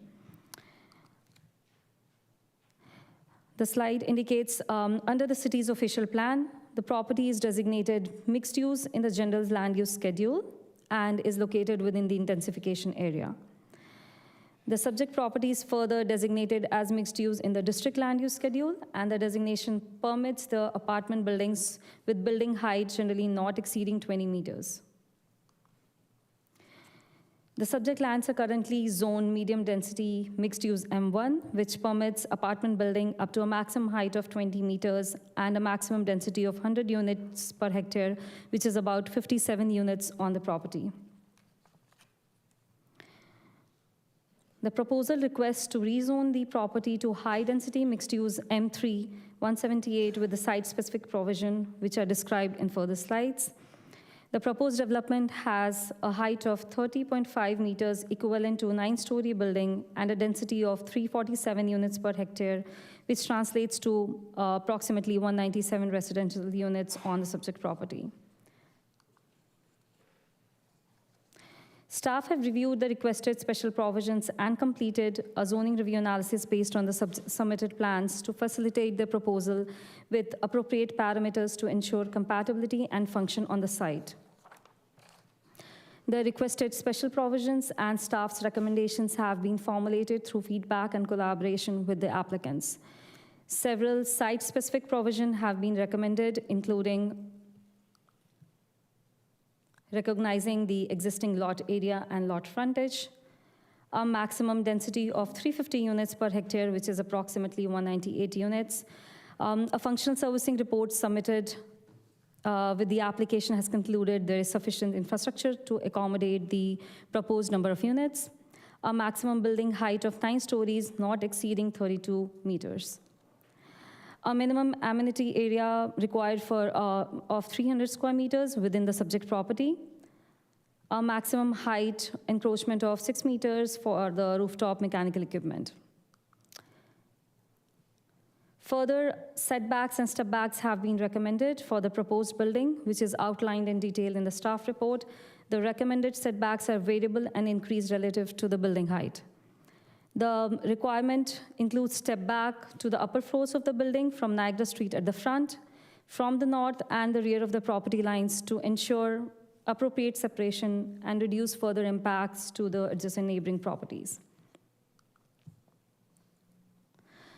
A public open house was held on November 12, 2024, and several community concerns were raised, which included concerns about traffic, increase in traffic volumes on Niagara Street and throughout the surrounding area. A traffic brief was submitted by the applicant and reviewed by the City, Regional, and Ministry of Transportation staff No capacity concerns were identified. The project will utilize an existing traffic signal and street network which has sufficient capacity. Concerns about parking. The surrounding residents have concern that parking supply will be inadequate and will cause overflow onto surrounding streets. The proposed development does not request any parking reduction and provides one parking space for each unit. Visitor parking will be encouraged on the site but is not required as per the current bylaw. Visitor parking is expected to use available on-street spaces in the area. Concerns about the building being tall and that the design is not compatible. The site is located in a designated intensification area, and 6-story apartment buildings are already a permitted use. The special provision seeks to reduce the visual impact of the additional 3 floors by requiring them to further setback. The northerly building wing has been removed as proposed in the earlier version. Concerns about removal of boundary trees. A tree preservation plan has been submitted by the applicants, which shows most of the trees being retained along the rear of the property. Also, the revised proposal includes an increased rear yard setback with proposed landscape buffer all along. The application was circulated to both internal and external agencies and internal city departments for review. No objections were received for the proposed amendment. Staff have reviewed the proposal against provincial and regional policies and determined the proposal is consistent with and conforms to those policies. Staff recommends that the council approves the proposed zoning bylaw amendment as it is consistent with provincial policy and conforms to the Niagara and city official plans. Thank you. Thank you very much for the presentation. At this time, I will call upon Dan Romanko, the managing partner from Better Neighborhoods, to present.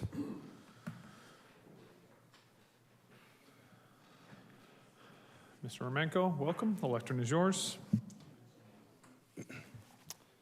Thank you, Mr. Mayor, members of council. My name is Dan Romanko. I'm a planner with Better Neighborhoods, and I'd like to just share with you the proposed development. I'd like to start off by saying that we've been working with city staff for a number of years now, and through that discourse, we've addressed many of the issues that were brought up both by staff and by neighbors. So I'd like to actually share with you the revised proposal, which is based upon the recommendations that staff have already outlined. So forgive me if there's some redundancies in the presentation. Staff have done a very excellent, thorough job in presenting the proposed development and the context already. So I'll just leave this with you. But essentially, the site's located north of Welland Avenue, south of the QEW, along a mixed-use commercial residential corridor. And as noted in the official plan, it is an intensification corridor. So there is an intention here for increased density. Not to belabor this, but this is the existing site. It's been vacant for a number of years, certainly underutilized, large surface parking area, and obviously the proposed use is a better alternative. So again, I just wanted to speak to the fact that this, what we're showing here today, represents the recommendations that staff have made. We've worked closely. We didn't get this to them in time for the report, but this is what we're proposing. So you'll note there's a few distinctions and changes in the numbers and in terms of number of units, but the form essentially remains the same, save and except for a few step backs on both the west side or the front facing, and along with the north side, which is on the side yard there facing the commercial property. So we have a small commercial unit on the ground floor, 195 parking spaces, 182 residential units, a 3-story parking structure at the rear, and 84 at-grade parking spaces for bikes. This is the proposed site plan. I think staff have already done an excellent job in explaining this, but essentially we've got one access point off of Niagara Street at a controlled intersection at Russell. The access to the parking structure is at the rear of the property, and waste collection is done privately, also at the side of the property to avoid any disruptions to adjacent properties. We've got a road widening, which will come into play as one of these variances that we're seeking. And we've done our best, as you can see, to step the building back. In the lighter gray hatch there in the middle, there's an outdoor rooftop amenity space, which was already noted by staff. And there's some other recreational facilities or amenities that are being provided as part of this application. This is just a front elevation. You'll note the setbacks to the north, which is on the upper photo to the left, and the rear elevation, which would back onto those homes at Page Street.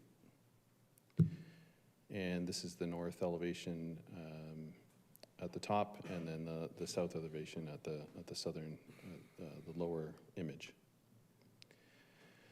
So in terms of the request for site-specific zoning, some of these are technical in nature, some of these are a function of the redesign that has occurred through this discussion with staff, and the need to make some changes to satisfy some of those concerns. So the lot area request is technical in nature. We have almost 5,700 square meters of property, and the maximum lot area is 4,000. Once again, 91 meters of frontage, 30-meter requirement for maximum lot frontage. The front yard setback is required to be 3 meters. We're requesting 2, and the 2 meters, as I indicated earlier, is a function of the road widening, or after the road widening, which was in the order of about 2 meters as well. So it would be compliant had the road widening not been required. The rear portion of the building, just at the northwest wing, if you can see, I don't know if I can point it out, but the little jog at the north end where those lots dip in, the building comes to within 3.87 meters of what's considered the rear yard at that location, where 4.5 is required. And then the other part of the podium and tower have reductions required there, 0.3 meters, I think, for the parking garage and 1.8 for the 9-story portion. So I think, as staff has already indicated, we did have an open house almost a year ago, and we listened to concerns with neighbors. And so as a result of that discussion, we have revised this plan and removed the north wing to reduce the impacts along that edge. And as I indicated, this is now the revised concept, which is in alignment with what staff have recommended. So from a community benefit perspective, we're improving the urban design along the streetscape. We're providing a mix of housing options. You'll note that this is purpose-built rentals. The owner has agreed to do a minimum of 10% of those units to be affordable for the MLI Select program. We're providing a lot of amenity space through balconies and the rooftop amenity over top of the garage. The application will address a housing gap that's needed within the city, and we have support for active transportation as a result of its location along Niagara Street. I'd be happy to take any questions. Any questions of council? Councillor Townsend. Thank you, Mr. Romanko, for coming in today. One of the pieces was the removal of trees. Is there a plan to replace some of the trees in the back? I know that's always been an ongoing discussion around this council chamber of trees removed. What's the plan with replacing that? Through you, Mr. Mayor, we believe that the increased setbacks from where we were before actually preserve a lot of those trees along the boundary. Where there are boundary trees, there would be an agreement between both owners to remove them, should that be required. And certainly in the case that there are a few that do need to be removed, those will be replanted. And we have already done a landscaping plan that shows a tree edge along that easterly boundary. Thank you for that. I'm also I'm happy to see that there is a 10% affordable unit piece in there, which you know, we do need a lot more affordable housing units in the city. What is I know a lot of developers will commit to like a 15 or 20-year commitment. What is the type of commitment that that the group you're representing would commit to within that affordable housing, with those affordable housing units? Is there going to be a long-term commitment, or is this like a first 1 or 2 or 3 year commitment? Through you, Mr. Mayor, I can't speak to the specifics of what the ownership has determined, and yet I did look up the MLI Select program, and one of those programs does require a minimum of 10 years of affordable housing. So I think subject to which stream they're in and the grant that they're looking for would increase that depending on the percentage as well. Thank you for that. My last question through you, Mr. Mayor. You went from 7 to 9 stories. Is that as a result of having to add the additional parking underground, that it's best just to go higher, or is it just financial sense that in order to get this building built, you have to have the 9 stories? Through you, Mr. Mayor, it's a function of partly, as you say, the restructuring of the parking and the podium. It's partly a result of reorganizing the massing that was reduced on the northern boundary. And yes, it clearly does speak to the pro forma of the project. Thank you. Thank you, Councillor Townsend. Councillor McPherson. Thank you, Mr. Mayor. Through you to the presenter, thank you, Mr. Romenko, for your presentation. Just a couple of questions in regards to the affordable units, and I know you probably can't commit, but is the developer looking at a variety of units, or are they going to, or is the idea that they will be bachelor rentals that are only bachelors that are affordable? Through you, Mr. Mayor, I couldn't speak to the percentage that are considered affordable. I could provide you with a mix of what the 182 units is comprised of. 54% or 98 units are 1 bedroom. 1 bedroom and den represent 30 units or 16%, and so that's nominally 70%, 1 bedroom, one bedroom and a den. There are 2 bedroom units, there's 37, and 3 bedroom even, so 17. So that's the breakdown, essentially. Okay. Thank you. And then just a question about the shared drive. There was we received a letter from the property owner next door, and there was concern about the turning radius kind of bumping into his parking spaces. Is that an issue for you, or will there be something that kind of divides that area? Through you, Mr. Mayor, if you're referring to the property to the south? Yeah, I would, we have done turning movements north through auto to the north. Councillor, I think you mean to the south. Thank you. I've never been good with direction. We've done auto turn movements to demonstrate that there's no issues with the garbage trucks moving within the property, which is a shared driveway aisle through the property to the south. Okay, that's perfect. Thank you. Thank you, Councillor McPherson. Councillor Williamson. Thank you, Mr. Mayor. Mr. Romenko, the eastern boundary with the trees and the planter said there's going to be an increased buffer there. There's the existing surface parking lot and there's a curb. How much more width are we going to get there as compared to how it's set up now? Through you, Mr. Mayor, I'm not certain what the current landscape strip is behind the at-grade parking surface, but I can tell you that the setback from the rear property line to the edge of the parking podium is 7.2 meters.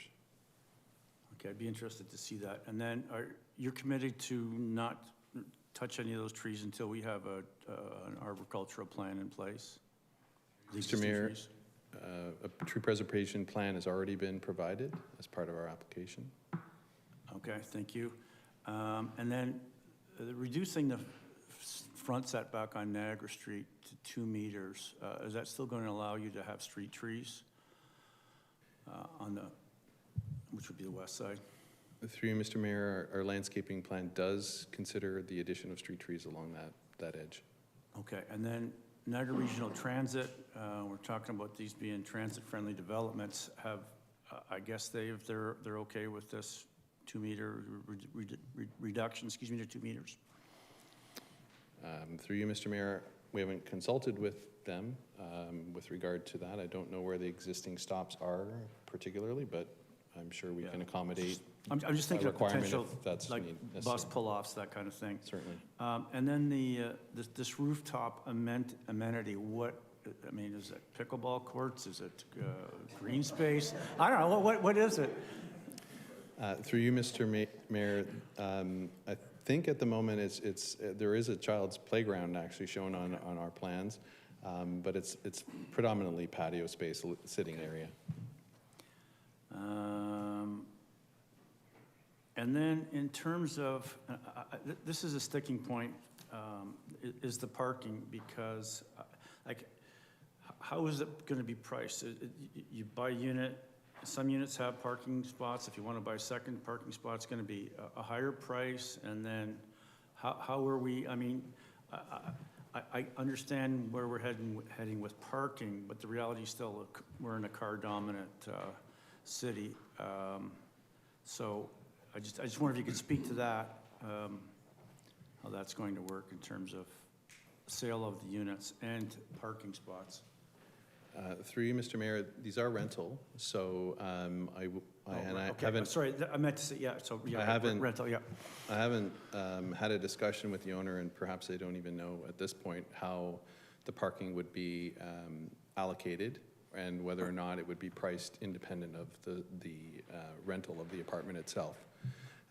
Pricing it separately does provide more affordability options, obviously, if you can reduce that by $80 a month or whatever they price the parking at. So that is one positive thing that would come out of parking pricing, but I don't think they're there yet in terms of that decision. Thank you. Last question. Is there any green energy or energy efficiency features in this project? Solar panels or anything? Councilor Dodge was going to ask that, sorry. Through you, Mr. Mayor, since the question's on the floor. I'm not aware of anything, but I know some of these programs do incentivize for those types of sustainability initiatives, so I'm certain that would be something that is considered at the time the permit drawings are completed. Thank you.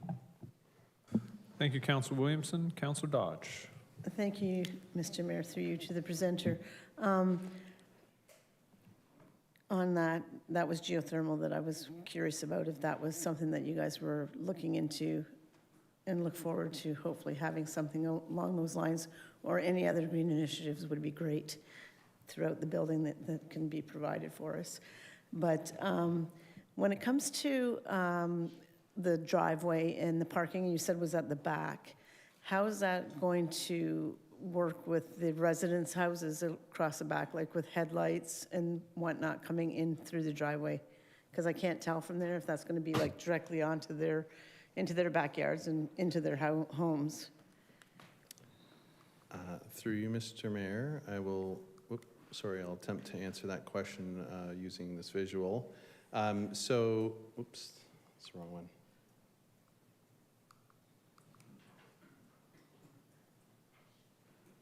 Pardon me, there we go. Okay, so as you can see on the left-hand side, the driveway access is located in at the very back corner would be the entrance to the parking structure. And you can see there are a number of existing trees shown already on here, and then we have a landscape plan that will address any gaps within that landscape buffer. And then I believe there's already fences there. If there's a fence requirement through the site plan process, one would be delivered. It's also worth noting that contextually, this property backs on to lots that are considered a little deeper than the average 30 meters. The ones directly at this location are 35 meters in depth, and the ones where we have that little jog to the north there, where we have that request for reduction in rear yard, they're actually about 50 meters deep. Okay, thank you. And then along that line, what about for outdoor lighting and stuff at night? Would there be an interference between the building and then the residences along the back there on Page Street? Through you, Mr. Mayor, any requirements through site plan for lighting would ensure that there are cutoffs so that there's no light pollution on adjacent properties. Okay, and then my last question, with the rooftop, I can't remember what they call it, where they have all the mechanical. What about for noise for that? Is that contained within that building, or would the neighbors hear, things going on and off? Through you, Mr. Mayor, that is an enclosed structure, effectively, strictly for mechanicals, so there wouldn't be any noise, and especially given its location. Okay, thank you. Thank you, Councillor Dodge. Councillor Phillips. Thank you, Mr. Mayor. You mentioned road widening. Now, realizing that Niagara Street is under the guidance, we'll say, of the Niagara region, have they indicated, how's that going to affect your building, and have they indicated when it's going to happen, or if it's going to happen? It's made a difference in setbacks, obviously, but how's this, are they going to do the whole of Niagara Street or just a section of it? What can you tell us? Through you, Mr. Mayor, road widenings are typically taken at the time a development proposal is submitted, and the jurisdiction within that municipality, in this case the region, as you note, has the authority to take a widening as to determine what they determine to be the appropriate right-of-way. In this case, you can see the adjacent building to the north actually is well within that, but they take those opportunities. I can't speak to the cross-section of what the intent would be to achieve. I mean, Niagara Street is already 4 lanes wide. Right. But nevertheless, we don't have a lot of opportunity to push back on that request. So, but in terms of the siting of the building, it's more of a technical thing. I don't know if obviously once the widening's given up, it becomes public. So it would be within the jurisdiction of the region to determine how they use that, if they do at all. Okay, but right now, there's no definite that it's going to happen. It's not going to impact when you're going to build a building or anything like that. Well, through you, Mr. Mayor, I'm sure the widening is definite, but it does not impact the location and siting of the building. Okay, and we've been given a lot of site plan proposals lately from buildings in similar size throughout the city, and there's not too many of them starting right now. And I usually ask this question, can you give us an idea of when there's going to be a shovel in the ground? Through you, Mr. Mayor, in anticipation of that question, I actually asked the owner, and I can tell you a couple things. First of all, we have been working on a site plan application concurrently. Mm-hmm. We are trying to get that application in this week, and we're very close to doing so.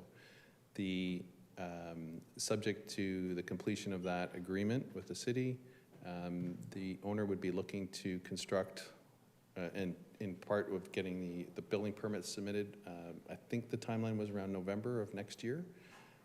There's a record of site condition that would probably play into that as well. So, and we don't know the timelines of some of these things, but from all indications, they're anxious to get underway. Okay, we've heard November from quite a few builders, so it could be a busy fall. Thank you. Thank you, Councillor Phillips. Councillor Stevens. Thank you, Mr. Mayor. Thank you to the presenter. A couple of things I'd like to ask for clarification. So people were asking you about the shared tree thing, and you did mention the fact that it would be an agreement. So any trees in the back, the owner, the developer would have to be in agreement with the property owners behind. And if the people behind were not in agreement, then you can't cut those trees down unless you go to a tribunal or something like that, correct? Through you, Mr. Mayor, If it's considered a boundary tree, which means that the tree is on the boundary and is shared by both properties, then there has to be mutual agreement. Because that's an Ontario law, right? Correct. Okay, thank you. And then while I'm thinking about it, the road widening, I've seen that a lot before while I was on the Committee of Adjustment as well. The city does it as well as the region. We ask for it now in the development stages, so when it comes time for the road widening down the road, it's easier, and then they have less permission to have to ask from all the different properties because it's already in place. So sometimes it doesn't happen, but it's there now because it's easier to do now for them to ask for it, and might not ever happen. Correct? Through you, Mr. Mayor, that's correct. Okay, thank you for that. And then, yeah, the other thing about the roadway, because there was a letter from the resident and the little picture that you drew. Is that an easement? Who owns that? Is it a shared, that driveway right now? Where's that sit on the property? Through you, Mr. Mayor, there is a shared easement for access at the intersection of where the signal light is to provide access to both properties. Yeah, so the easement is like on the curb or whatever type of thing. Does that mean going into the property? Through you, Mr. Mayor, the easement would only be applicable on the private property. The public property doesn't require an easement because it's public. And that's the whole driveway all the way in for both you guys and the business next door to the south? The easement's sufficient to provide access to the adjoining property to the south, to provide access to their parking area. So then who's responsible for the maintaining of that roadway, driveway, whatever? Through you, Mr. Mayor, the easement is on the applicant's property. Okay. Let me just check something else.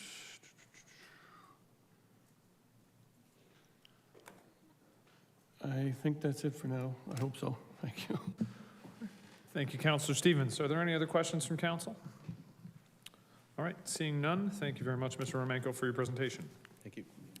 Prior to discussing the report, we will hear delegations from Alex Sumergian, Catherine Sumergian, and Kathy Plenty. After we have heard from those three speakers, if there's anybody else in attendance who wishes to speak, you will have an opportunity to speak at that time. You'll just have to provide your name to our council coordinator when you come in to the horseshoe. So at this time, I will call upon Alex Sumergian to speak.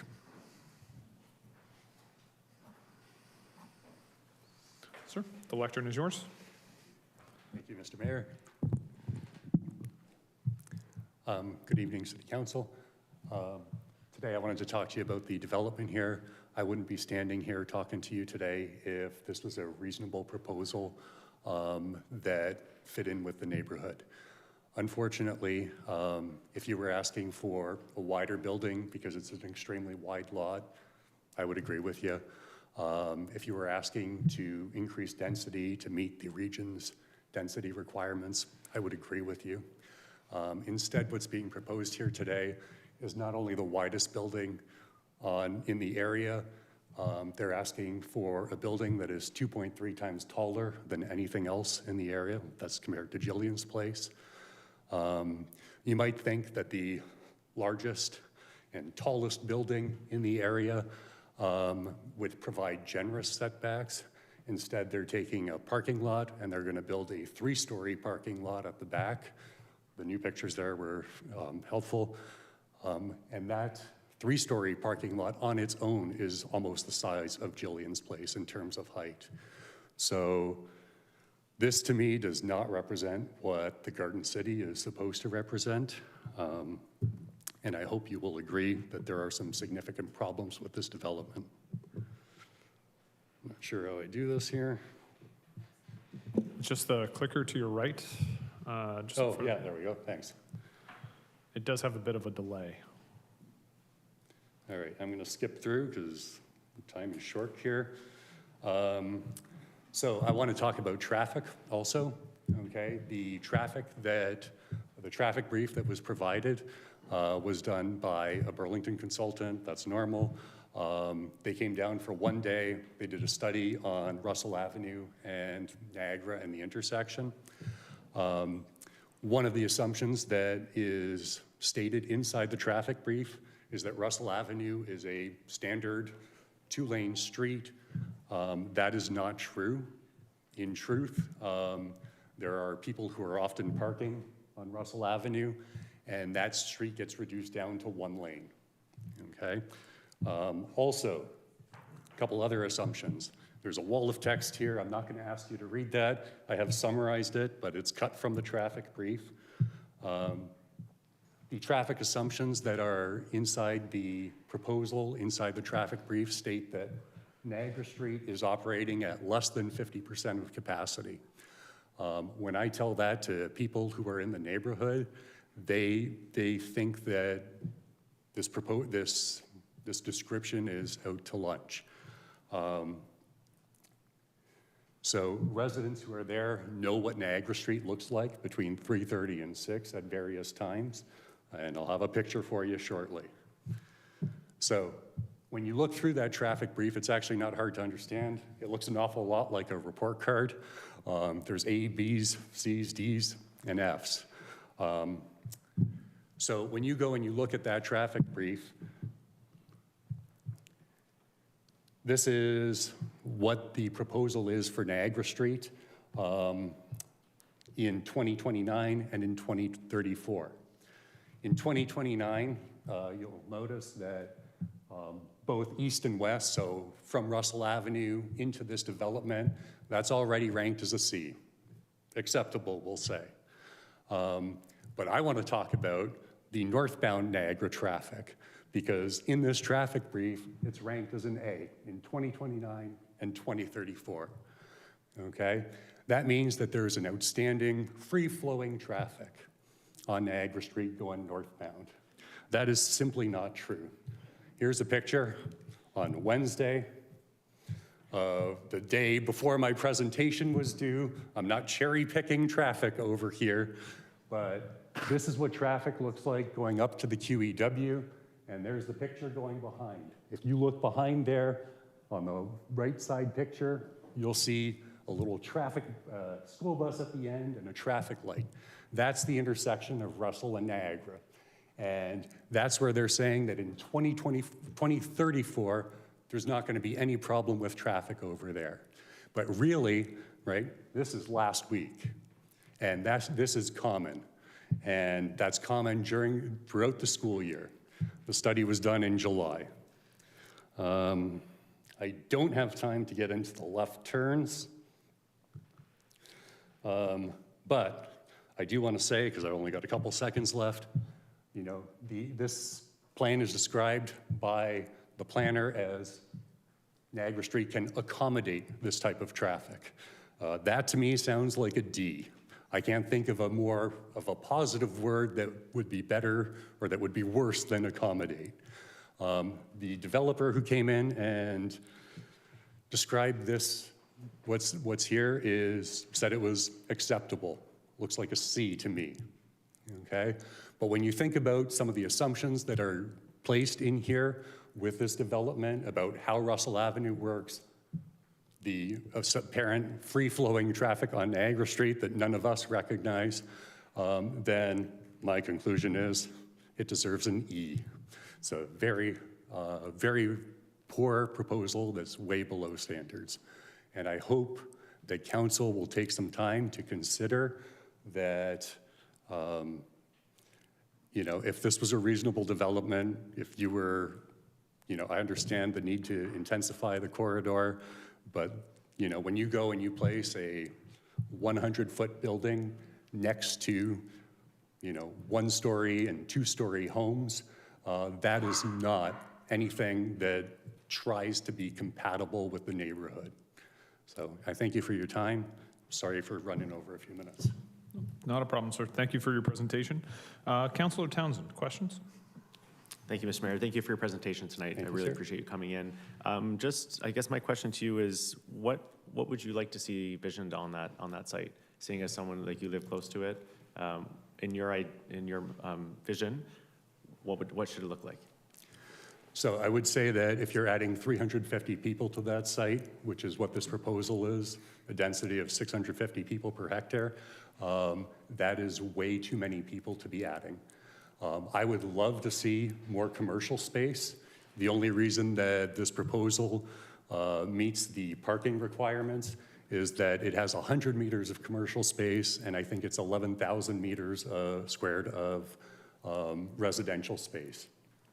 There is no parking for any visitors. There is no parking for two-car or two-car families. The city is apparently happy to let everyone go and park on the street, all the visitors. There's no real commercial parking nearby that would accommodate them. So this is really problematic. I would also love to see more commercial property over here. The way this is being advertised by Elite Developments, they say that, oh, you know, the Fairview Mall is a 4-minute drive away. Well, it's going to take you at least 6-7 minutes to get over the overpass to get to the Fairview Mall. So, you know, if there was a grocery store in there, more commercial space to create a more walkable city, I would love to see that on the first floor, because that is what mixed use is supposed to represent, not a token commercial. Thank you for that. The photo that you put up from last week, I mean, I frequent this area a bit. Yeah. Was that during when the QEW was closed? No, it wasn't, sir. Okay. No, it was not. Like I said, I am not cherry picking my pictures. Thank you. I had to ask because I know that it's been pretty crazy the last couple of weeks, especially in St. Catharines and especially in the ward that him and I, Councillor Stevens and I represent, because we've been getting a lot of phone calls whenever the QEW is closed, so I had to ask that question. I do have another question. Height-wise, I know there's been concerns about the height. You know, they've gone from 7 to 9. Give me an example of height that would make sense, in your opinion, here. I mean, so under M1, they'd be allowed to have 20 meters, right? 20 meters wouldn't be ideal, considering most of the houses on Page Street are 1 story. The property next to it is 1 story. The property to the south is 1 story. But, you know, I could understand, you know, trying to intensify the corridor somewhat. But when you start adding 350 people, that really does start to border on the absurd. I mean, if you've driven down that street before and you've seen people who are turning left on Manning Street, and you see people darting into the right lane, that is the proposal that is here for turning into the apartment on Russell Avenue. Sorry, I'm wandering. No, thank you. Look, I appreciate that. And I do have one last question, Mr. Mayor. Thank you for giving me the time to do this. Are you aware that if council does vote this down tonight, that this group could go to the OLT and technically get approvals for 15 to 20 stories? Are you aware of that? As far as I'm aware, sir, once they get their M3 zoning, they can do pretty much whatever they want. So what I would like is that we actually enforce the bylaws that we have, that we make limited changes to those bylaws. If they, you know, if they want to go and put 30 stories there and that's going to be approved, I don't understand how that's possible. But not approved by council, approved at the Ontario Land Tribunal, which is a body of the provincial government. I just want to put that out there for awareness, because if we do vote this down tonight, there is that risk, and it's similar to what happened in Richmond Hill recently, where council voted down a 12-story building and the developer actually got 20 stories. So I just want to put that out there because, look, I share concerns. I understand where you're coming from, but I wanted to understand if that was something, because that is it could be a risk if council does go against this. I can't even imagine trying to put a 20-story building on a half hectare, but you know what? I mean, we're in the theater of the absurd almost. So yeah, let's go for it. Let's see what happens. Thank you for your presentation tonight, and you and I are on the same page of the 20-story. Thank you. Thank you, sir. All right, seeing no other questions, thank you very much, sir. All right. Appreciate your presentation. At this time, I will call upon Catherine Semerjian to speak.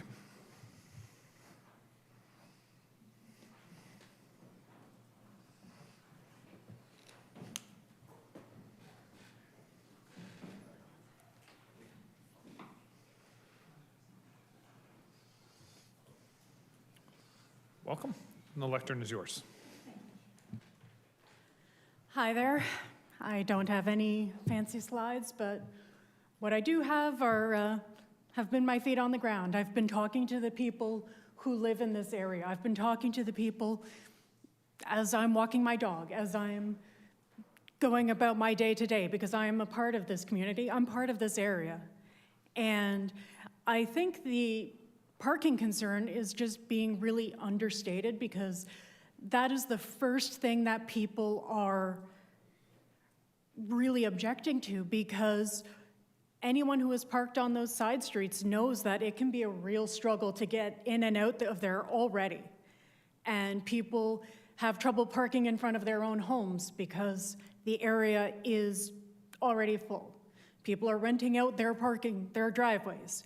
And let's be real, as it was said earlier, this is still a car-dominated city. So it's not really feasible to assume that every single unit is going to be a single car, and we'll hope for the best, because there is visitor parking, because there's really not enough visitor parking. There's not enough to accommodate that many people at that size. And you know, you can actually park for 2 hours on Niagara Street, so if folks decide, if visitors, worst case scenario, decide that that is their play, that can cause an even bigger traffic concern, because those people are technically allowed to do that, and it will just cause an even greater bottleneck. So people are extremely concerned about road safety, about traffic, the parking, because I live very close to Russell and Niagara, and I have seen those accidents that come in that area. It's not the safest spot, and people will run the red. People will, it can be pretty unsafe. So I am really concerned about that, and that's definitely what I'm hearing from like people who live in that area. So, you know what, I'm gonna keep it short, so try to get us back on track. So thank you for hearing me out. Thank you very much for your presentation. Are there any questions of the presenter? Councillor Dodge. Thank you. Through you, Mr. Mayor, to the presenter. Thank you for coming this evening. So just for clarification for myself, are you saying that you can park on Niagara Street, so it actually goes from a 2-lane to a 1-lane because they have one of the lanes as parking? You can technically do it. It's not really listed legally. You can park there for 2 hours, and then you'd have to move. Okay. And in your community, in your neighborhood, I know that, like, I've gone down in there, and I used to be on Vine Street at my doctor's, and it was difficult to find parking then. So is there really very much availability for parking in the neighborhood? No, not really. It's not really. Honestly, I can't say it any more clearly than that. Okay, thank you very much. Very good.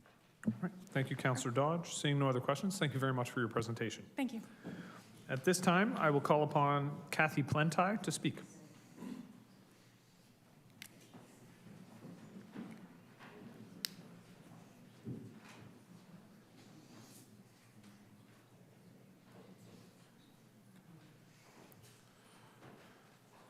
Ms. Plenty, the lectern is yours.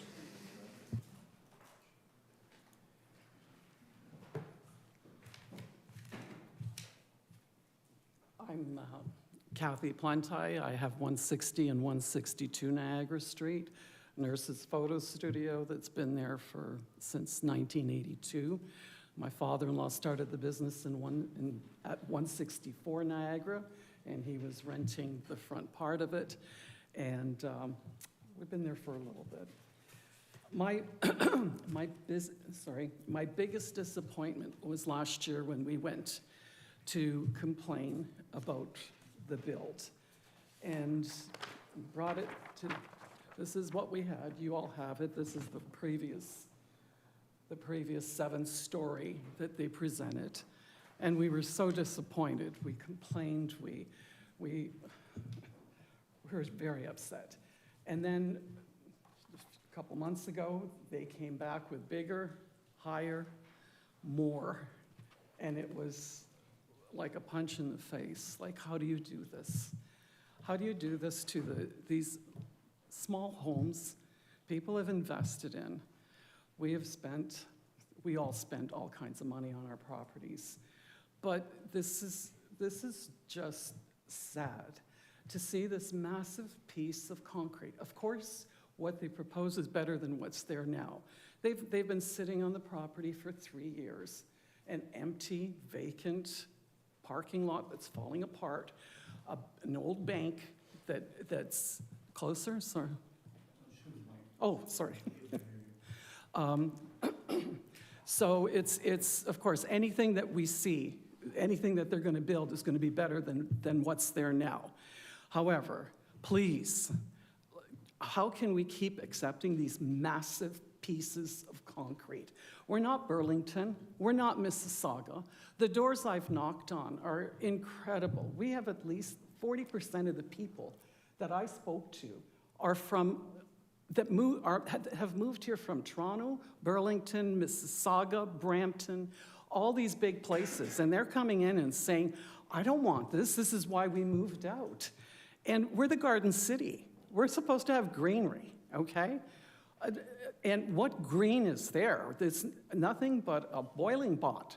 That's concrete, solid. They've been tests all over the world now with, especially in the US, where they put thermometers on people to check to see how they're overheating in the cities because they're surrounded by concrete. As soon as they get under trees or on some green grass, their temperatures go down. So I don't know what else to say except that I'm so disappointed in the city for this. If you continue to do this, to allow it, and most of the people don't, everybody's so busy. We're all working, you know, we all have families, we have, you know, things we have to get done, and people don't have the time to come out and fight for themselves. And a lot of times they don't even know. Yeah, it comes out on the wall somewhere, you know, in front of the building, big deal. They're not concerned until you bring it to them, to their door, and say something. So that's my 2 cents. Thank you. Thank you, ma'am, for your presentation. Are there any questions or comments for the presenter? All right, seeing none, thank you, Ms. Plentak. At this time, is there anybody else in attendance who wishes to speak this evening? Ma'am, if you could just come forward, and if you could just give your name to the council coordinator on your way up to the lectern.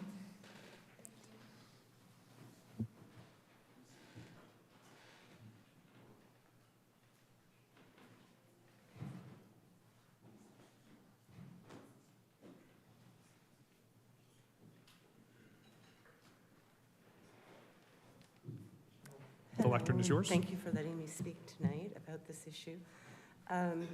As the previous speaker mentioned, I have been too busy, unfortunately, to really focus on trying to maintain the quality of life that my property currently allows me. I live behind on Page Street, and my backyard, which would be very close to this building as proposed. And it just seems to me like I would lose out on all of the pleasures of my property as a result of this like gigantic, it seems like a very greedy kind of proposal to me, like it's like to put that much density into such a small place and to reduce the setbacks just seems so wrong to me, and it would really affect me a great deal personally. I would expect it would affect my neighbors to both sides and who are backing directly onto this property as well. So definitely I agree with all of the things that the previous speakers have said about the lack of parking in the area, the lack of parking on the plan, and the lack of overflow ability so it would just like completely, I don't even have a parking spot on my property. I have to park on the street, and quite often I have to park down the street, and quite often it's full already. So there really isn't an overflow available on the surrounding streets that I can see. Russell Avenue, like the gentleman said, is reduced to one lane almost, well, all the time, really, every time that I've driven down, and which is often. So it's really just a one-lane street at this point.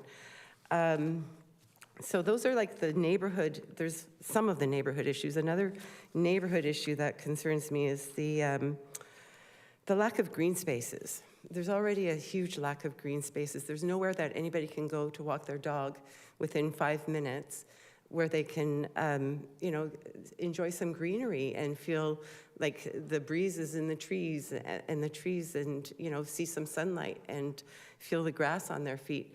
There's just nothing around close by already. And this proposal, it shows, I don't see any green spaces shown on this design. And to have another 320 people or so or more in these spaces with no green spaces around, it just really deteriorates the neighborhood, in my opinion.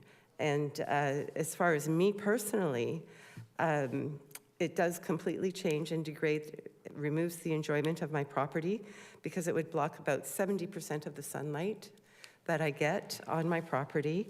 It removes all privacy. They would all, like these people, I would have stories and stories of people's windows looking right down into my backyard. So I just feel like all privacy would be gone. We'd be looking at construction noise for like 2 years, and as well as dust that would be just floating through our houses and into our lungs for 2 years. So that's a real decrease in the quality of life for us on Page Street. It would definitely remove the market value of my home and property, and there's a lot of opportunity lost if I have to move as far as that goes, because I don't think I would enjoy living there anymore with this big building with all the traffic coming through, basically just outside of my backyard, if that's where the driveway into the garage is. And that setback of 20 feet, 21 feet or something is not enough to provide any relief from this huge wall of concrete right behind me, blocking the sun. And so what else? I did send a letter in today. I don't know if you've received it, but it was before noon that I sent it by Elaine Bolton at 127 Page. So it just kind of briefly, actually I can probably bring it up. I just want to make sure that I haven't forgotten any points here, so just bear with me for 1 second. Okay, so like I said, the unhealthy dress, obstructive noises for 2 years. It will create, of course, increased traffic and fumes in the area. Another thing is excavation, like for a building that they're proposing, will easily cause damage to the foundation of my home. Just the digging alone, I can just really see that happening. It will definitely decrease the aesthetic enjoyment and uses of my backyard, because the lack of sunlight means I have to change my whole planting designs and gardening.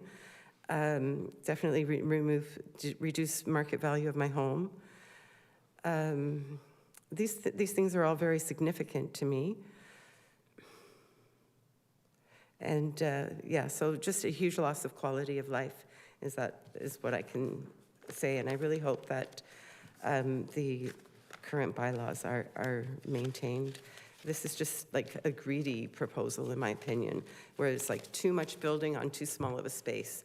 If they want to, I don't know, I'd be happy with a 3-story building, I think would be perfect. But that's all I have to say, I think, for now. And I thank you very much for your time. Okay. Thank you very much. Thank you for your presentation. Are there any questions for the presenter? All right, seeing none, thank you very much for the presentation. Is there anybody else in attendance who'd like to speak? Sir? If you could just stop with the council coordinator and let her know your name, and then you can come up to the lectern.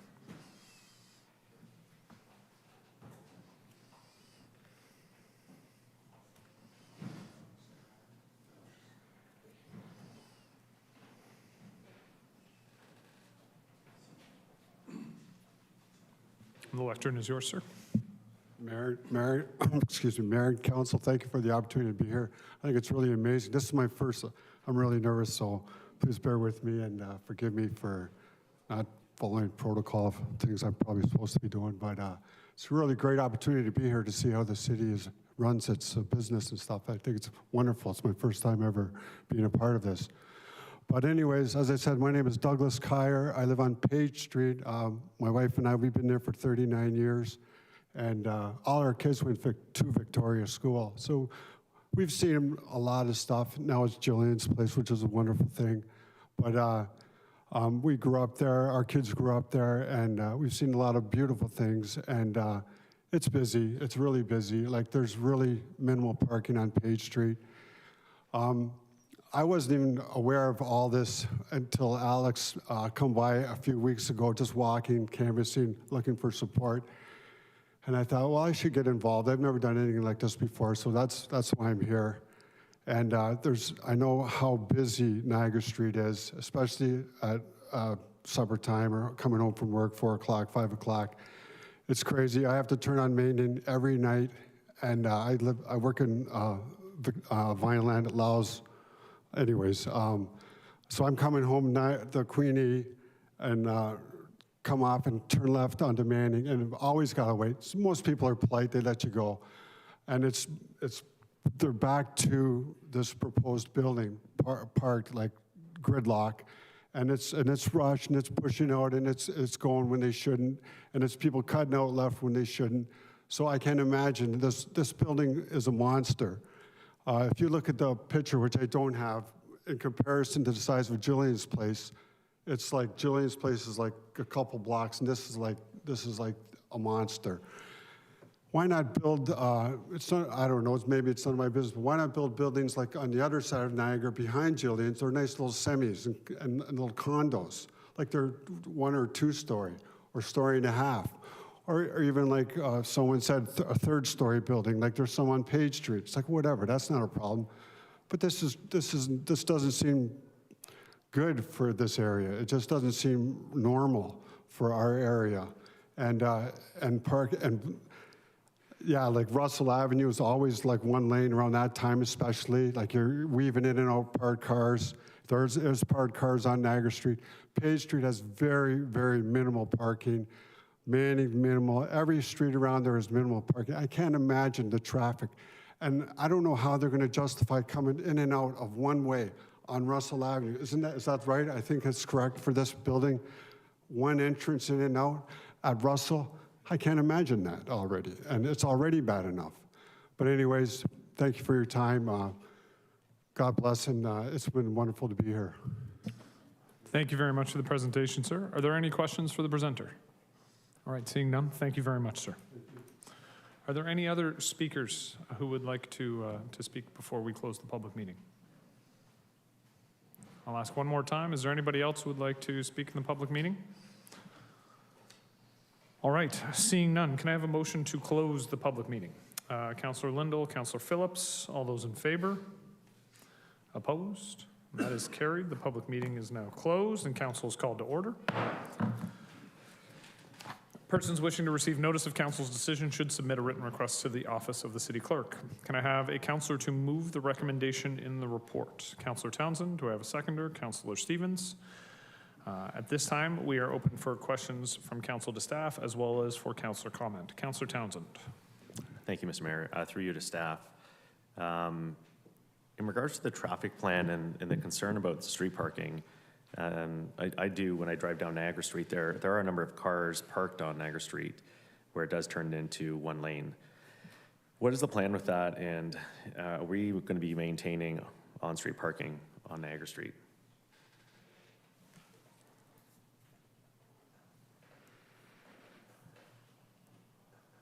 Through you, Mr. Mayor, to the councillor, I just want to highlight that Niagara Street is a regional road that is under their jurisdiction for operation, so I can't really comment on that at this point in time.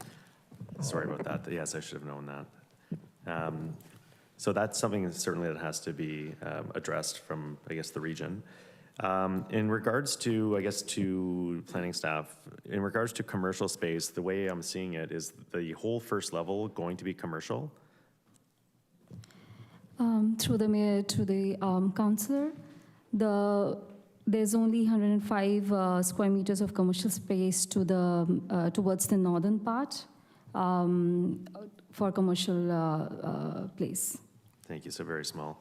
Through you, Mr. Mayor, to staff, if council votes this down tonight, the group can challenge it at the Ontario Land Tribunal, the OLT. We've seen in cities like Burlington, Mississauga, Aurora, and Richmond Hill, where councils have shut down 6, 8, 10-story developments, and those ended up resulting in 15, 18, 20, and one in Richmond Hill, 38 stories. What, in regards to this, is it accurate that if council votes this down, it could be challenged at the OLT? Through the mayor to the councillor, that's correct. If council does not approve the zoning bylaw amendment, the applicant would have that option to appeal that decision to the tribunal. The zoning category that was requested by the applicant is our M3 zone, which is our high-density mixed use, and typically that zone does not have a height limit or a density cap.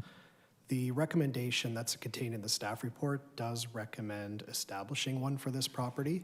It does implement the design proposal that's before council, but the councillor is correct that should a decision of council be appealed and the Ontario Land Tribunal grant the unmodified M3 zoning to this property, there would be no height or density limit under that scenario. Thank you for that. As much as I agree with the concerns on the 9-story, my fear would be seeing what's happened in Richmond Hill, Oakville, Burlington, Mississauga, Aurora. You can look them all up, where they've shut down 6, 8, 9-story developments, and they've turned into 15, 18, 20. So as much as I understand and I address the concerns that the speakers have brought tonight, I hear them. In good faith, I cannot risk in having a 15, 20, 18-story development in the backyards of these fine people that came out to speak tonight. So I will be supporting this because I know that there is the 9-story. It will get challenged at OLT. They will win because it fits the provincial planning. It fits the Niagara planning as is. Out of risk, I will be supporting this, Mr. Mayor, as is, as much as I do hear the concerns of the residents. Thank you. Thank you, Councillor Townsend. Councillor Phillips. Thank you, Mr. Mayor. Quick question to planning. They have a certain number of commercial units on the first floor. As far as parking for these commercial units, we're talking about a minimum number of extra spaces designated for the people that live there. Are these commercial spaces going to have parking available to them, or are they going to be parked on Russell Avenue playing tag with the cars as they go across Niagara Street? Yeah, through the mayor to the councillor, there is only, based on the current design, there's one commercial unit. It's about 1,100 square feet. And based on our bylaw requirements, it'll depend on who the tenant is, the precise and how they fit out the interior space. But we're assuming it's probably going to require approximately 5 parking spaces. However, the way our bylaw is structured, the city regulates a total number of parking spaces that have to be provided on site, which is the combined amount between the residential component and the commercial component. But what we typically don't regulate is how the owner of the property operates those spaces. So how they divvy them up between the various users on the site and what they need to do in order to lease the space that they're trying to lease. We're only going to require 5 visitor spaces for the commercial, 5 commercial parking spaces based on our bylaw standards. They could choose to provide more. Same with the residential piece. We require generally 1 parking space per unit. If the parking spaces are sold or leased separately from the dwelling units, it's likely that with 70% of the units being 1-bedroom, not everybody in this building is probably going to need a parking space or be willing to pay for a parking space, which might create some additional, that's where we hope there'll be some opportunity for more additional visitor parking. And we would also expect that that visitor parking and the commercial parking could be a shared resource. Again, part of that is going to depend on what type of commercial tenant they get in there and whether or not the peak times for that businesses would overlap with the peak times for visitors. Thank you. And As far as accessible parking spaces are concerned, is that part of the overall number of parking spaces, or are the accessible parking spaces, we'll say they're going to need about, I don't know, 8, you can tell me how many. Is that on top of, added to the other number that you just gave me, or included in it? Yeah, to the mayor, to the councillor, thank you for that. I did misspeak when I said we don't regulate how spaces operate, because the accessible parking spaces, that is the exception. You're correct. There is a certain percentage of the total required parking does need to be provided as accessible parking. So that's included in the 205 parking spaces? Yes, that's correct. Thank you. Thank you, Councillor Phillips. Councillor Ratzlaff. Thank you, Mayor. Through you, to planning staff. Planning staff touched on this, but I want to just go over it one more time. So the M3 modified. So the zoning amendment that they're looking for, it sets out, the modification sets out maximum density and maximum height. And so, like, if they were to go to sell this property to someone else, that a modification stays with that property. Is that correct? Through the mayor to the councillor, that is correct. And so, making this decision tonight, it doesn't make it easier to, change, like, to go from the modified M3 to just a simple M3. Like, could this be a stepping stone just to a larger property, or is the modification a hard and fast modification to the M3 zoning?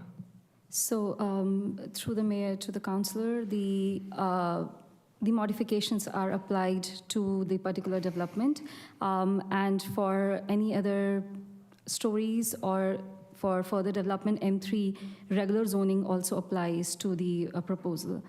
So the modifications will be applied to further height above 6 stories, and for the setback requirements, and there's a maximum height requirement and a density requirement which will be applied to the property for any proposed development on the property. And currently, you're allowed to put a 6-story building on this property, and like, if they were to choose to go with a 6-story building, would you still require the same type of setback from the property lines? Through the mayor to the councillor, the setbacks for the M1 zone are not similar to the M3 zone. They are differing, and which is varying on all the sides. So for the front, it's basically 3 meters. From the side, it's 1.2 meters. And from the rear, because it is an abutting residential, it is 7.5 meters.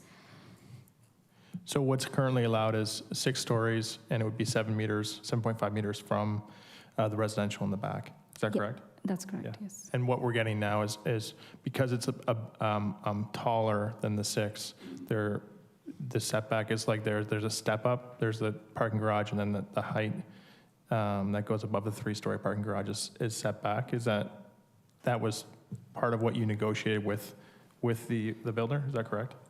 Through the mayor to the councillor, that's something that staff are recommending that council approve. I believe the actual proposal from the applicant was to go with the straight M3 zoning with some specific setbacks, but they weren't requesting the specific height or density cap. Staff were prepared to support a bit of additional height on this property beyond the 6 stories that's permitted today. But in order for us to be able to support that, we thought it was important to have some additional setbacks for the upper stories of the building, which is reflected in our recommendation. So that's not those weren't restrictions that were requested by the applicant, but they are restrictions that are being recommended by staff in order for us to be able to support the proposal. Yeah, thanks. That's how I read that report. Thanks. Thank you, Councillor Ratzlaff. Councillor Williamson. Thank you, Mr. Mayor. I do wish that we were voting on a more compatible, more humane scale proposal. How did it happen that we went from 7 stories in the first iteration to 9 stories? Through the mayor to the councillor. So the earlier proposal included 7 stories with 192 residential units, and it was C-shaped as shown earlier in the presentation. Through modifications and further discussions, we recommended them to remove the northerly wing further modification led to L-shaped building. And to maintain the residential units, they increased the height of the building, as well as the underground parking was removed and the surface parking was removed as well. So to accommodate the internal parking structure at the back, three-level parking structure was accommodated. Okay, active transportation, and there's, how many bicycle parking spots is there in the proposal? Currently, 100 bicycle parking spaces have been proposed. Sorry, how many? 100 bike parking. 100? Yes, short-term and long-term, Okay, which exceeds the requirement of zoning bylaw. yeah, well, cycling on Niagara Street at the Queen Elizabeth Highway is, you'd have to be very brave to do that, and I'm a cyclist, so it's a bit of a suicide mission. In terms of walkability from this location, you'd have to get to the Fairview Mall to get to, I guess, it would be the closest grocery location. And then in terms of working location, there wouldn't be that much close by, I don't believe. What if we do run into a situation where we have a problem once this is built with parking spillover? How would that be addressed? Through the mayor to the councillor, the on-street parking in this neighborhood is ultimately it's a shared resource for everybody that lives in this neighborhood. It functions as a first come, first served basis. And it ultimately comes a matter of the city's appetite to undertake proactive enforcement in order to generate turnover if vehicles are utilizing, or perhaps I'll also use the phrase abusing, the on-street parking that is available in that neighborhood. If we're not generating the turnover, if people are using it as their permanent parking space rather than perhaps the higher turnover visitor function, that's probably more appropriate. Well, I'd be concerned about someone like the person who lives on Page Street who said they relied on on-street parking in front of their house.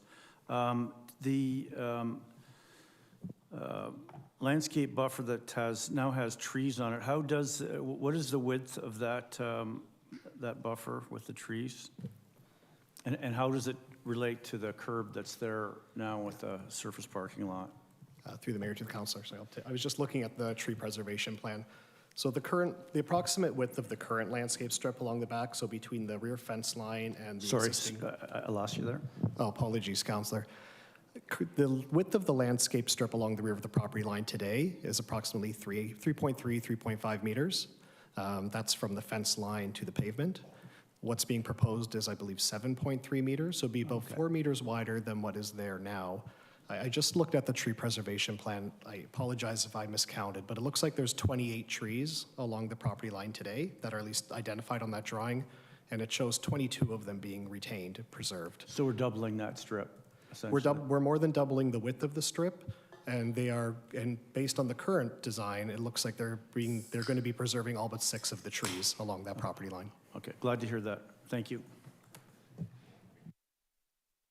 Thank you, Councillor. Councillor Dodge. Thank you, Mr. Mayor. Through you to staff. Keeping on the same vein with the parking and stuff like that, and the fact that we seem to be saying over and over again that we don't necessarily have enough parking on site of a lot of the properties that we're approving, and we're pushing them onto the streets. And when you were saying, one of my concerns is winter control. What happens in the winter when, we have to control what's happening on our streets to keep them clean and accessible for people to pass through? How do we take care of that? Through the mayor to the councillor, I might turn that one over to my colleague. Through you, Mr. Mayor, to the councillor, can you just clarify your question? You want to know about the plowing on Niagara Street? No, I'm talking about winter control, because we have problems now in neighborhoods, residential on secondary streets and things like that. And now we're pushing more people back possibly to parking on the streets when it comes to winter controls. How do we access to do that, to keep that program moving for the secondary streets and whatnot? Where do these people go then? Or how do we do our winter controls if we have all these people, extra people even parking on the streets? So through you, Mr. Mayor, to the councillor, I mean, it certainly is a challenge during winter control, and you know, it probably would require multiple passes through the neighborhood to, you know, clear the middle of the road, and then when parked cars are removed, we can go in and clear the snow, you know, back to the curb. And it's probably something that if we saw that it was becoming a, you know, problematic, we would have to work with our parking staff to see about our snow parking, and if we can make alternate arrangements to have the vehicles, you know, relocated during winter control operations. Okay, and then I guess stacking on to that, I think that, you know, it all looks great on paper and stuff, but when we push them out, what about emergency services as well? Their access, getting through when there's tight spaces to get to and you can't get anywhere because it just seems like a lot of congestion. And it all looks great on paper, but when we have to put it into practice, I don't think it necessarily always works. So those would be some of my concerns about that. And moving on from that, I know that you've kind of touched on this a couple of times, but if you could be patient with me. When we changed the zoning for this to the M3 or the maximum, so we're saying that we've said that we're going to put a cap on this for this particular site for the people that are going to be building the site out and stuff like that. Once we do this, say, you know, they don't get it going in November, a couple of years down the road from now, they say, oh, you know what, it's not feasible for us maybe to only have 9 stories, but we've already got the approval, we're now M3. Can they just decide, okay, we're going to go 20 stories now because it makes it feasible and it makes it easier for us to build it out, and it's more, you know, profitable for us to be able to do that? Is that something that can happen then? Through the mayor to the councillor, they would have to come to the council again to get it approved above the 9 stories or exceeding 32 meters. So right now the cap is, the recommended cap is to 9 stories and not exceeding 32 meters. If they extend beyond that, they would have to come again to the council for further approval. Even though if the M3 zoning's in place then, and they have no height restriction, they still have to come to us? Yes, that is correct. The site will have a site-specific regulation, and that will work for any proposal to be there on the site. Okay, I still kind of don't understand how that works like that. And then my last question would be about the commercial units. When we put that in as part of their you know, on the first floor, we want to have commercial so that they can get certain ways that they can get around parking and different things like that. Is that our minimum that they're allowed? Through the mayor to the councillor, this is a mixed-use building, and the commercial space has no minimum requirement. It has a maximum requirement, though, of about 930 square meters of the gross leasable floor area. And they are exempted for first floor parking if they include the commercial space within the mixed-use building. Okay, thank you. Thank you, Councillor Dodge. Councillor Stevens. Thank you, Mr. Mayor. To staff, when was this intensification area bylaw, or whatever we want to call it, was passed? What year was that done? Whoever. Yeah, through the mayor to the councillor. Those intensification areas are mapped in the Garden City Plan, which was adopted by this council in 2010.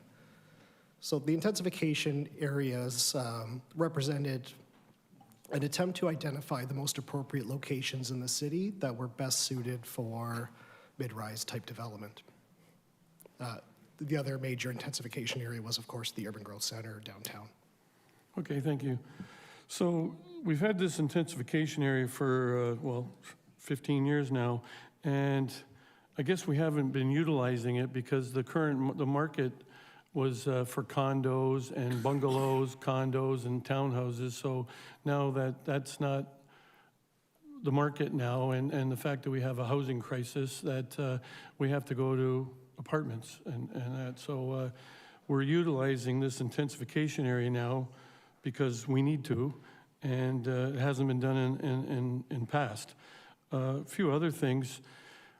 Our city, and you know, God love it, I've lived here my whole life, I was born here, but our forefathers way back when, they did, in hindsight's everything, they did a really rotten job planning the city out, like our roads and stuff. Our main drags all our roads are way too small compared to even smaller cities like Brantford. We just don't have that, so we're trying to work with it. And now nobody likes it because we've had our cute little city for so long, and believe me, I love it the way it was, but it's not the way it's going to be. Our population's growing. Just in the last 20 years, it's gone up over 20,000 people. So we have to do things like this to plan ahead. We haven't been planning ahead enough, and now we have to stop, and somebody has to say this is the time to do it, and this is the time to do it, and it's not always going to be what everybody likes, and I got to agree with my ward mate there, Councillor Townsend, that these developers have spent lots of money buying property, putting plans in place, and consulting. These things are costing huge money, and if they don't get what our city staff has agreed to as decent for the area, not over intensification, they will go to the higher level, and then they will need to recoup more money, and they will go bigger and higher. So we always have to be careful what we ask for. So, you know, I've been in favor of a lot of development in the city because a lot of it has been good development. This is, I think, is fairly good development, and I mean, I'm not going to be one of those politicians that just say no because it's in my backyard. I vote yes throughout the city, and I will continue to vote yes if it's a good build. So I'm kind of on the fence with Councillor Townsend as well, and I think this is, if you want to make it the lesser of two evils, if you want to call it like that, but I still think it's going to be a good build for the area. So thank you. Thank you, Councillor Stevens. Councillor Mako. Thank you, Mayor. Through you to the planning staff. I do appreciate reading in the staff report the circulation of applications, which gets feedback from a number of departments and agencies, and that's in accordance with the Planning Act. With the number of housing-related applications we've been receiving recently, I'm just curious if there's ever been consideration of feedback on impacts on our social infrastructure. I'm thinking of a need for more family doctors, impacts on local schools, daycares, hospitals, emergency services. I know it's not just tonight, there's probably more housing applications coming in the months and years to come. Is there any intentional thought on the collective impact on that type of infrastructure? Through the mayor to the councillor, we do, as a matter of course, circulate all these development applications to the school boards. They ask for it more so for their own tracking and just so to identify if there might be any capacity issues in the catchment area schools. We didn't get any notice from them that would be a concern here. I believe this property's in the catchment area for Connaught, which I understand does have capacity, at least on the DSBN side of things. We also do share it, of course, with the city's Parks CRCS department in terms, so they're aware in terms of for their growth planning, in terms of facilities.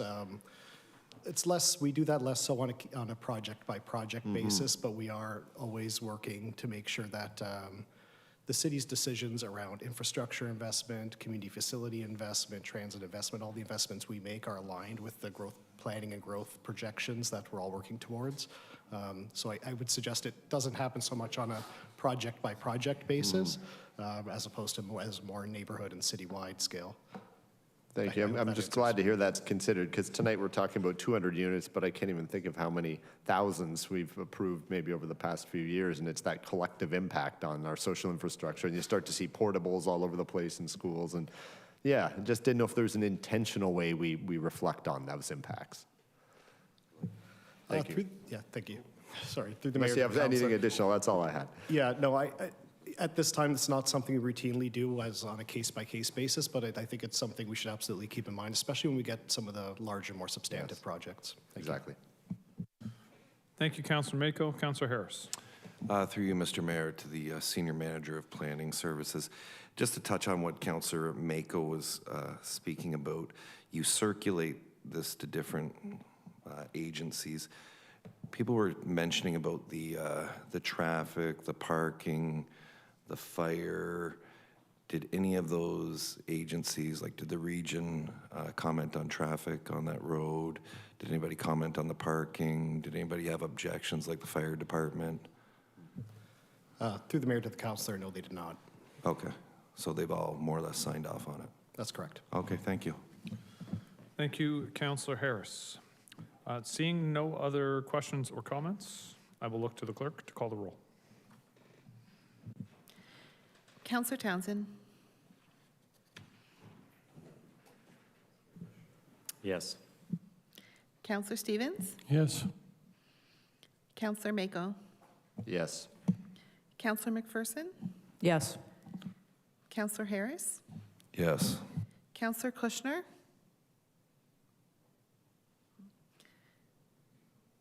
Councillor Lindell. Yes. Councillor Dodge. Yes. Councillor Miller.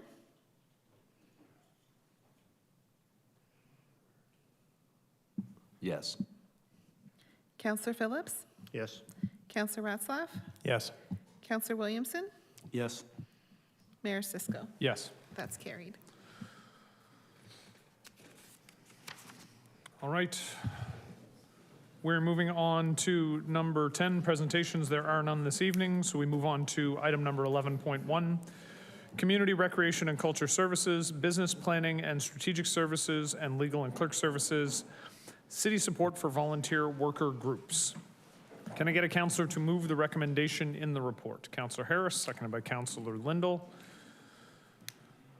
Are there any questions or comments with respect to this? Councillor Williamson. Mr. Mayor, well, this was a request of our good friend Councillor Garcia, and I think we're largely pleased with it. Will we look at this in a year from now or so and have a review to see how it's working? Mr. Christie is online, so I will look to Mr. Christie. A review in a year? Or whatever suitable time period? Yeah. Through you, Mr. Mayor, absolutely. We are committed to providing council with a review annually. Okay, it sounds to me like Councillor Harris just committed you to quarterly. Are you sure that's how often you want to be doing this? No, not necessarily. No comment from Mr. Christie. All right. Councillor Williamson? That's good. Thank you. Thank you. Are there any other questions or comments? All right, before we get to calling the roll, I just want to thank staff, Mr. Christie, Ms. Ohosky, all of the staff that worked on this. Councillor Williamson's right. This was a request of Councillor Garcia and Councillor Williamson, to their credit. They both came forward and asked, is there a way to make it easier for people who want to volunteer in our community to just be able to get on with the volunteering? I appreciate the effort that staff have put into this. I know there was a lot of consultation with the user groups. I know I have, circulated this to some of the user groups who are involved. I think staff did an excellent job and found a balance in, the things that we need to do as a corporation, but the things we want to allow our residents to be able to help with. Because I think, we have some examples, and Port Dalhousie is the example that jumps to mind. But, the Port Beautification and Works Committee does phenomenal work, and we want to make sure that groups like them, or, Malcolm's and Eco Park, or the Friends of Walker's Creek, all of these volunteer groups have opportunities. So again, kudos to staff for an excellent report. With that, I will look to the clerk to call the roll. Councillor Harris. Yes. Councillor Lindell. Yes. Councillor McPherson. Yes. Councillor Phillips. Yep. Councillor Stevens. Yes. Councillor Williamson. Yes. Councillor Townsend. Yes. Councillor Ratzlaff. Yes. Councillor Miller. Yes. Councillor Mako. Yes. Councillor Dodge. Yes. And Mayor Cisco. Yes. That's carried. Right, 11.2, Canada Summer Games Mountain Bike Park Maintenance Agreement Follow-Up. I will just point out that this needed the report we just passed to be passed so that we could move on to this one because it's predicated on this. Can I get a mover and a seconder for the recommendation? Councillor Harris. I'm going to go with Councillor Phillips, or I'll go with Councillor Miller on this one. I've gotten Phillips in the minutes in a bunch of places. Okay. Are there any questions or comments with respect to this? Councillor Williamson. Yeah, this may be a little bit separate from the mountain bike trails, but I walked down along the, Google Maps calls it Lower 12 Mile West Trail. Sorry, they call it the 12 Trail. And then this report, I think, calls it the Lower 12 Mile Trail. Anyway, you go down the end of Lockhart, turn right, and the trail closest to the 12 Mile Creek, that's supposed to be a walking trail. I think it's called a running trail or something in that report, but it's treacherous. I just wonder if there's going to be work done to improve the condition of it. Through you, Mr. Mayor, to the councillor, maybe that's something, if you want to send the location of the trail through, we could have a look at it. But I know as part of the arterial and secondary trails that we'll be looking after, we're looking after the majority of the trails in the 12 Mile Creek area. But I could look into that area specifically to make sure that it's covered. Because it's heavily rutted, it's barely passable. And I think it's intended to be a pedestrian route. Thank you. Thank you, Councillor Williamson. Councillor Ratzlaff. Yeah, thank you, Mayor. Through you, in terms of looking after the trail, I understand that like staff aren't trained in setting up some of the features that are on those trails. But are staff still going to be involved, or how involved will staff be in, regular maintenance of the trails? Like, so for example, if a tree falls across the trail, will staff still be available, or I don't know what they do currently in terms of seeking out those types of obstacles, but will they still be available and willing to clear those types of obstacles and do regular maintenance on the trails? Through you, Mr. Mayor, to the councillor, staff will be available if there's, a tree down, and we've also included a contingency in there if we have to bring in a contractor to complete any work. There are limits to what volunteer groups are able to do in terms of work or maintenance. Anything that's considered strenuous or, chainsaw work, working at heights, they shouldn't be doing that type of work, and we can look to use either our staff or bringing in a contractor to complete that work. That's great to hear. Makes a lot of sense that you'd want to be the one that's up on the tree, cutting down dead branches. What kind of coordination and how do the volunteers? Because I know like the NTMA has dissolved, but I know that many volunteers who are part of that group are probably going to sign up, and I know that some of them may or may not have continued looking after the trail, or at least riding it regularly. Like, how would those volunteers get in contact with staff to express concerns or identify problematic areas? So through you, Mr. Mayor, to the councillor, the way we see this program working is that we have to do our spring and fall walkthrough of the trails. It's what we're required with our agreement with OPG. And then the volunteer group will provide us with a work plan of what they'd like to do for the season. And if they notice, any issues or concerns, they can bring it up through Citizens First, and they'll be directed to the municipal work staff. They're also going to prepare a work plan that they'll look to repair washouts or brush that needs to be trimmed back and things like that. Any of the obstacles that need to be repaired or reconditioned will be done either by the group, or we can bring in a contractor to assist if there's any type of equipment that's needed. That's great. No, thanks for this. I'm happy to see that staff persevered and found a way to work with the volunteers. I know there's a lot of people who are more than willing to give a bunch of their time to make sure these trails are in good working order, and cyclists like myself and others don't run into a tree that's fallen across or get knocked off our bikes by a falling branch. Thanks. I think the most enlightening part of all of that was the knowledge that Mr. Anders will be the one standing on a boom truck with a chainsaw in his hand. Councillor Miller. Yeah, thanks to staff for seeing this through and the volunteers. I'm just, I guess, curious. It's great to have these volunteers, but if I can indulge in a hypothetical, like, what's our plan if we don't have any volunteers for this trail, does it then come back to the city looking for new options, or how would we deal with that scenario? Yeah, thank you. Through you, Mr. Mayor, to Councillor Miller. So right now it's framed as a pilot. We do understand the team in Municipal Works has been working with some former NTMA members, so we believe the interest is there. We are kind of running it as a bit of a pilot right now. We were able to find funding in 2026 to include that in the multi-year. So we'll assess the effectiveness of that over the course of the next year and report back as part of a business case in time for the 2027 budget process. Okay, so is the thought that everything will become a little more formalized a year after a year? Okay, that's fair enough. Okay, thank you. Thank you, Councillor. Councillor Phillips. Thank you, Mr. Mayor. Under operational implications, it indicates that we could, or we might need to increase our part-time or half-time trail supervisor to full-time if this is employed. What's the reason for that? Is this trail all of a sudden going to become a 12-month-a-year trail, or I can't imagine that because we're adding this trail that one person is going to be required to supervise that on a half-time basis.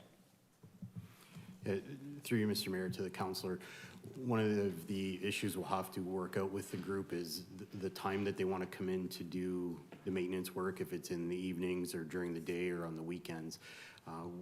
What we see right now is using our shift supervisors in the parks area to oversee the group. What we are able to do is name kind of a lead hand in the group and have them oversee the group with oversight from a city staff member. So once we understand kind of the ideal time for the group to come in and complete the work, we can, look at our staffing situation. I don't think that we'd have to make that a full-time position because, as you said, it's only a kind of an April till October activity. And we should have sufficient coverage with our shift supervisors to provide sufficient supervision of the group. Okay. Thank you, because, if we were going to hire that person full-time, I'm sure Councillor Williamson, who is always telling me what the wonderful condition of the Friends of Malcolmson who are in Malcolmson Park every day. I don't know that the trail supervisor goes there very often, or the trail over on the east side of the Welland Canal always needs, always needs help.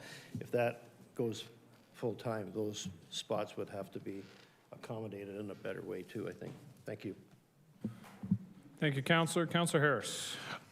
Yes, through you, Mr. Mayor, too. I'm not sure. How did we pick the names for the trails? Well, I'm just wondering because, so the names that are on there right now are they are names that have fallen into general usage. Some of the names are not appropriate and will be changed. Okay. Okay. Can we, Councillor? Okay. Thank you. Seeing no other questions, I'll look to the clerk to call the roll.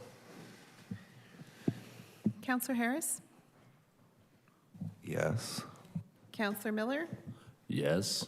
Councillor Ratzlaff? Yes. Councillor Stevens? Yes.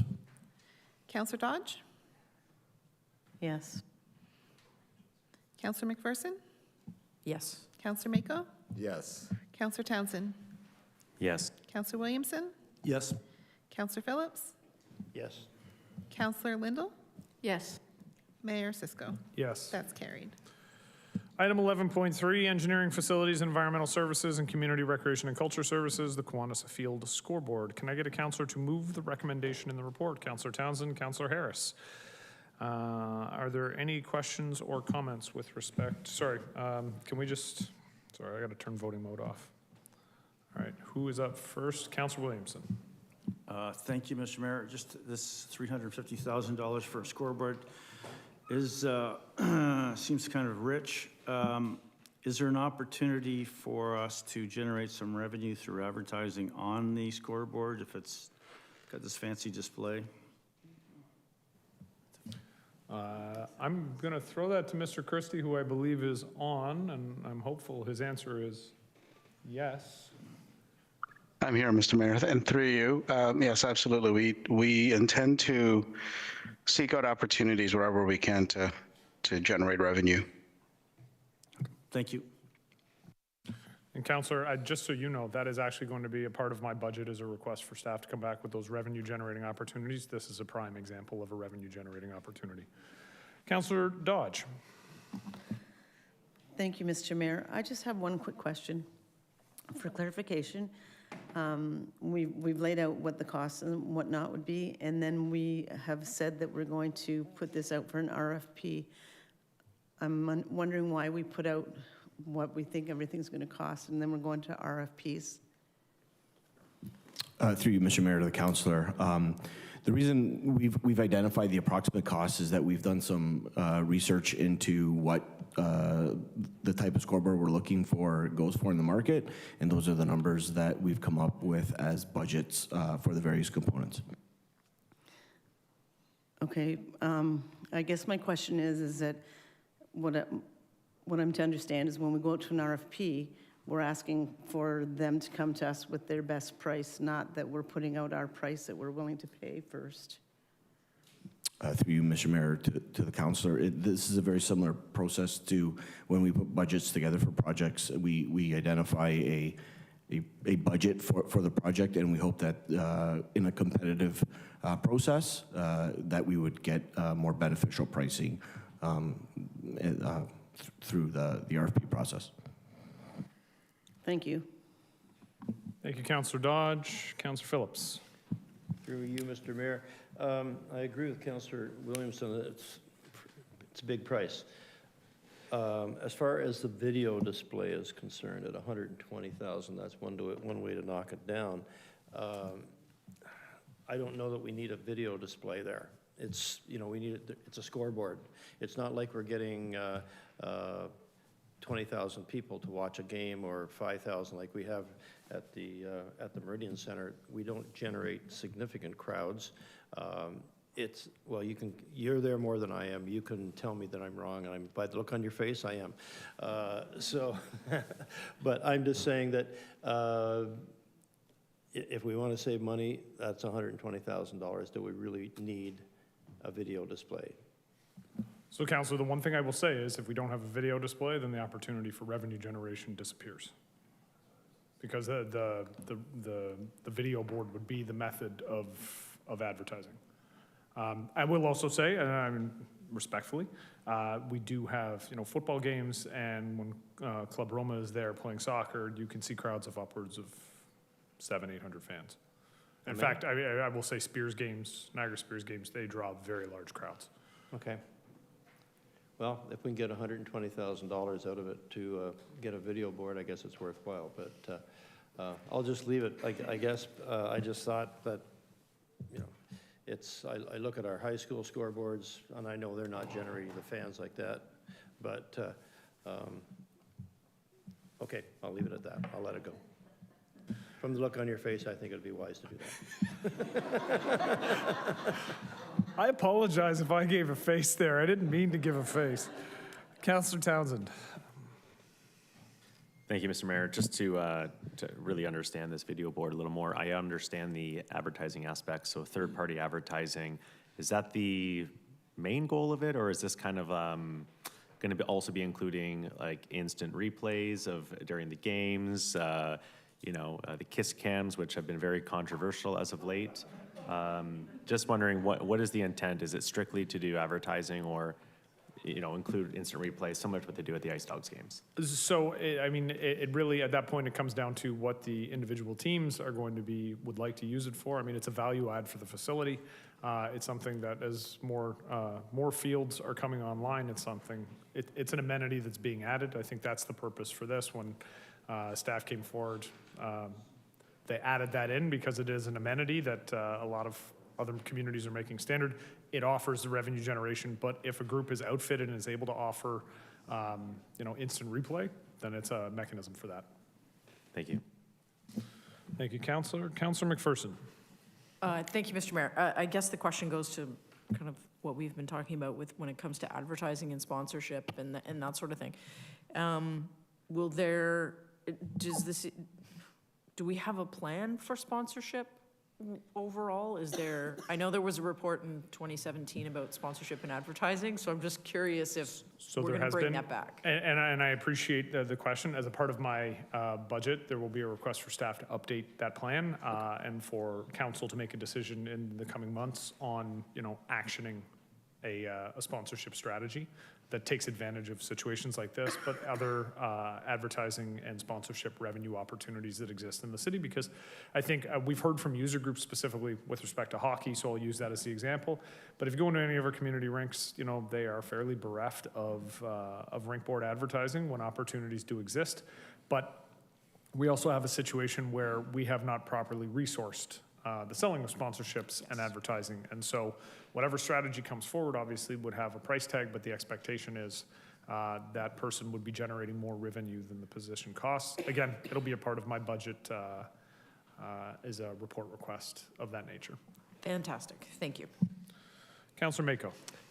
Thank you, Mayor. Through you to staff, I was just curious if these scoreboards or displays have any sort of warranty. I understand in late 2025 it experienced complete failure. Was there any sort of warranty for these sort of big ticket items, or was it at end of life? Through you, Mr. Mayor, to the councillor, the scoreboard that was there was at end of life. It was installed with the turf field. It was installed a year later after the original build of the turf field. So I think it was approaching 15, 16 years old, and parts were no longer available. So fixing it was not an option. Fixing was not an option. We tried that, and we're not able to source anything to be able to fix the existing scoreboard. Thank you. I will say the loss of the scoreboard did actually create a fair amount of disruption at the field this year. A lot of user groups, it's actually a necessity now. At a certain level of football, you can't play a game without an operational scoreboard. So, yeah. With that, and seeing no other commentary, I will look to the clerk to call the roll. Councillor Townsend. Yes. Councillor Harris. Yes. Councillor Dodge. Yes. Councillor Stevens. Yes. Councillor Mako. Yes. Councillor McPherson. Yes. Councillor Ratzlaff. Yes. Councillor Phillips. Yes. Councillor Miller. Yes. Councillor Lindell. Yes. Councillor Williamson. Yes. Mayor Cisco. Yes. That's carried. Speaking of looks, I will just say, whenever the clerk goes to Councillor Townsend first for the vote, if I haven't been fast enough on switching to voting mode, the sadness in Councillor Townsend, the disappointment in his face as he presses the button and nothing happens. He presses the button. I feel so awful every time, and I'm going to give an instruction to the clerk that we not call on Councillor Townsend first anymore because it makes me feel bad. All right, there are no motions tonight. Sorry. There's, under motions, it says no motions. There's no additional motions. So there is the motions of City Council as the member for Tourism St. Catharines and shareholder for the St. Catharines Municipal Development Corporation. The amendment to sole member declaration. Moving this, I have Councillor McPherson. Seconding it, I have Councillor Harris. Is there any commentary on this? Seeing none, I will look to the clerk to call the roll. Councillor McPherson. Yes. Councillor Harris. Yes. Councillor Townsend. Yes. Councillor Williamson. Yes. Councillor Dodge. Yes. Councillor Mako. Yes. Councillor Miller. Yes. Councillor Lindell. Yes. Councillor Phillips. Yes. Councillor Ratzlaff. Yes. Councillor Stevens. Yes. Mayor Cisco. Yes. That's carried. 13.2, appointment of directors to the MDC board. Moving this is Councillor Miller, seconding it is Councillor Harris. Do we have any questions or comments? Seeing none, I'll look to the clerk to call the roll. Councillor Miller. Yes. Councillor Harris. Yes. Councillor Lindell. Yes. Councillor Mako. Yes. Councillor McPherson. Yes. Councillor Dodge. Yes. Councillor Ratzlaff. Yes. Councillor Townsend. Yes. Councillor Williamson. Yep. Councillor Stevens. Yes. Councillor Phillips. Yes. Mayor Cisco. Yes. That's carried. Wonderful. We are looking, are there any notices of motion? Councillor Harris? Yes, Councillor Cush and I, next council meeting, we're going to bring something forward to install a stop sign on Van Sickle Road at McIntyre. We've already talked to staff, so we'll come up with the language prior to next council meeting. Okay. Are there any other notices of motion? Any important stop signs? It's a very important stop sign, actually. All right, seeing nothing else, report requests. I will start by noting Councillor Lindell has provided notice that further to the November 4th, 2024 report directing staff to prepare a report on the feasibility of a new dog park in Secord Woods Park. The report should also consider potential synergies between the proposed dog park, the Secord Woods splash pad, and the sports field strategies, recommended enhancements to Pick Leeson Park and John Dempsey Park. The report should include an analysis of all operating and capital costs, including but not limited to seasonal staffing equipment, the relocation of playground equipment to the splash pad to facilitate the dog park, as well as ongoing operations and maintenance. Are there any other report requests? I do have Councillor Townsend. Yeah, thank you, Mr. Mayor. I just have some questions about the third report request. I'm just wondering the thought process, what inspired the term gateway, and just wondering if you can give us shed a little light. Is this a mayoral vision? For sure. And gateway actually was probably the wrong choice of language. It was what came to me in the email I sent through to staff. I was speaking to an individual and they asked about the feasibility of having gateway signage similar to Lock 3. When you come over Lock 3, there's a sign there. It indicates, the Kiwanis Club and other groups.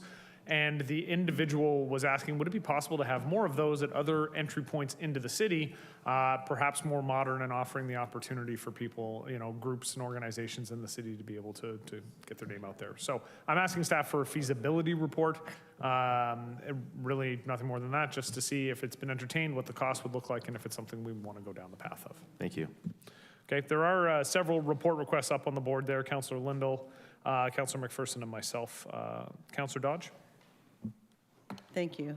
I know this is a report request, but when it comes to Councillor Lindell's request, I'm wondering if she would include in her request as a friendly amendment. I don't know if that's how we're supposed to do this, but when we're looking at installing lights and whatnot, if they are solar, like when they're looking into it, if they could look into whether that's a feasibility that we could be using throughout there. Okay, so we can add that as additional direction to the report request. Councillor Lindell's in agreement with that. Okay, thank you. Councillor Stevens. I just have a question about outstanding reports. Can I ask that right now? If you can hold till we get through this, then we can move on and we can do something about that. Councillor Miller. Yeah, I also have a question about the gateway signage. Councillor Townsend, probably too shy to ask this. Will these be digital signs? So, I would expect that should be a part of the report coming back. Okay. But we do also have an outstanding report that will be coming before this is able to come back on this topic. Will they be solar powered? Yeah, and they should be solar powered. Solar powered would be wonderful as well. Okay, are there any other report requests? All right, seeing none, before we move on from report requests, Councillor Stevens, you had a question with respect to outstanding reports? Yeah, I was just looking through the outstanding reports, and there's still one outstanding report from Councillor Garcia regarding the flower pots. I just thought that maybe appropriate that got resolved, or came to us or whatever, because he had requested it. It was about the flower pots in Port Dalhousie not being there at a timely fashion, or they weren't all fulfilled or something like that. Are we referring to the hanging baskets?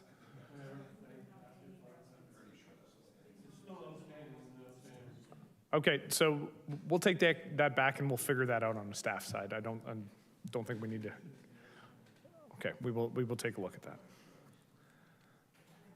All right. So we move on to item 16, minutes to receive. We have the task force and committee minutes. Can I get a mover and a seconder for the minutes? Councillor Townsend, Councillor Phillips, all those in favor? Opposed? That's carried. Closed session. I will look to the clerk to tell us why we're going into closed. We have one item this evening, Economic Development and Tourism Services, property matter, disposition of land, stop up close, and declare surplus of Arsenault Lane.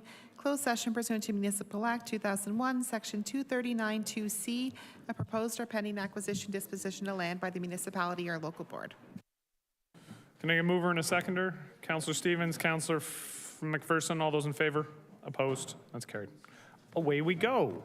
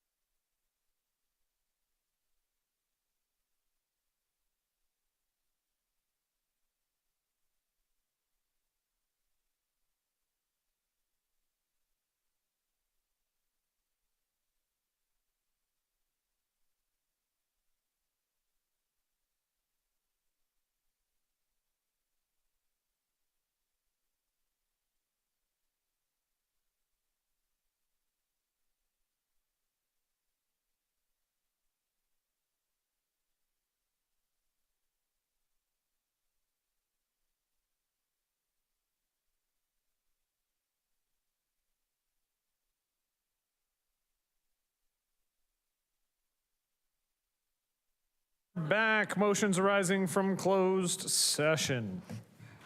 Moving 18.1, I have Councillor Miller and seconding Councillor Lindell. I will look to the clerk to call the roll. Councillor Miller, Yes. Councillor Lindell, Yes. Councillor Mako, Yes. Councillor McPherson, Yes. Councillor Harris, Councillor Dodge, Councillor Phillips, Yes. Councillor Stevens, Yes. Councillor Ratzlaff, Councillor Williamson, Councillor Townsend, Yes. and Mayor Cisco. Yes.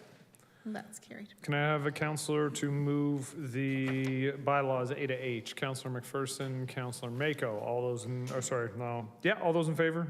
Opposed? That's carried. Additional bylaw, I'm going to have Councillor Stevens, Councillor Miller. For Arsenault, all those in favor? Opposed? That's carried. Motion to adjourn, who wants it? Councillor Dodge, Councillor Lindell, all those in favor? Opposed? We're done.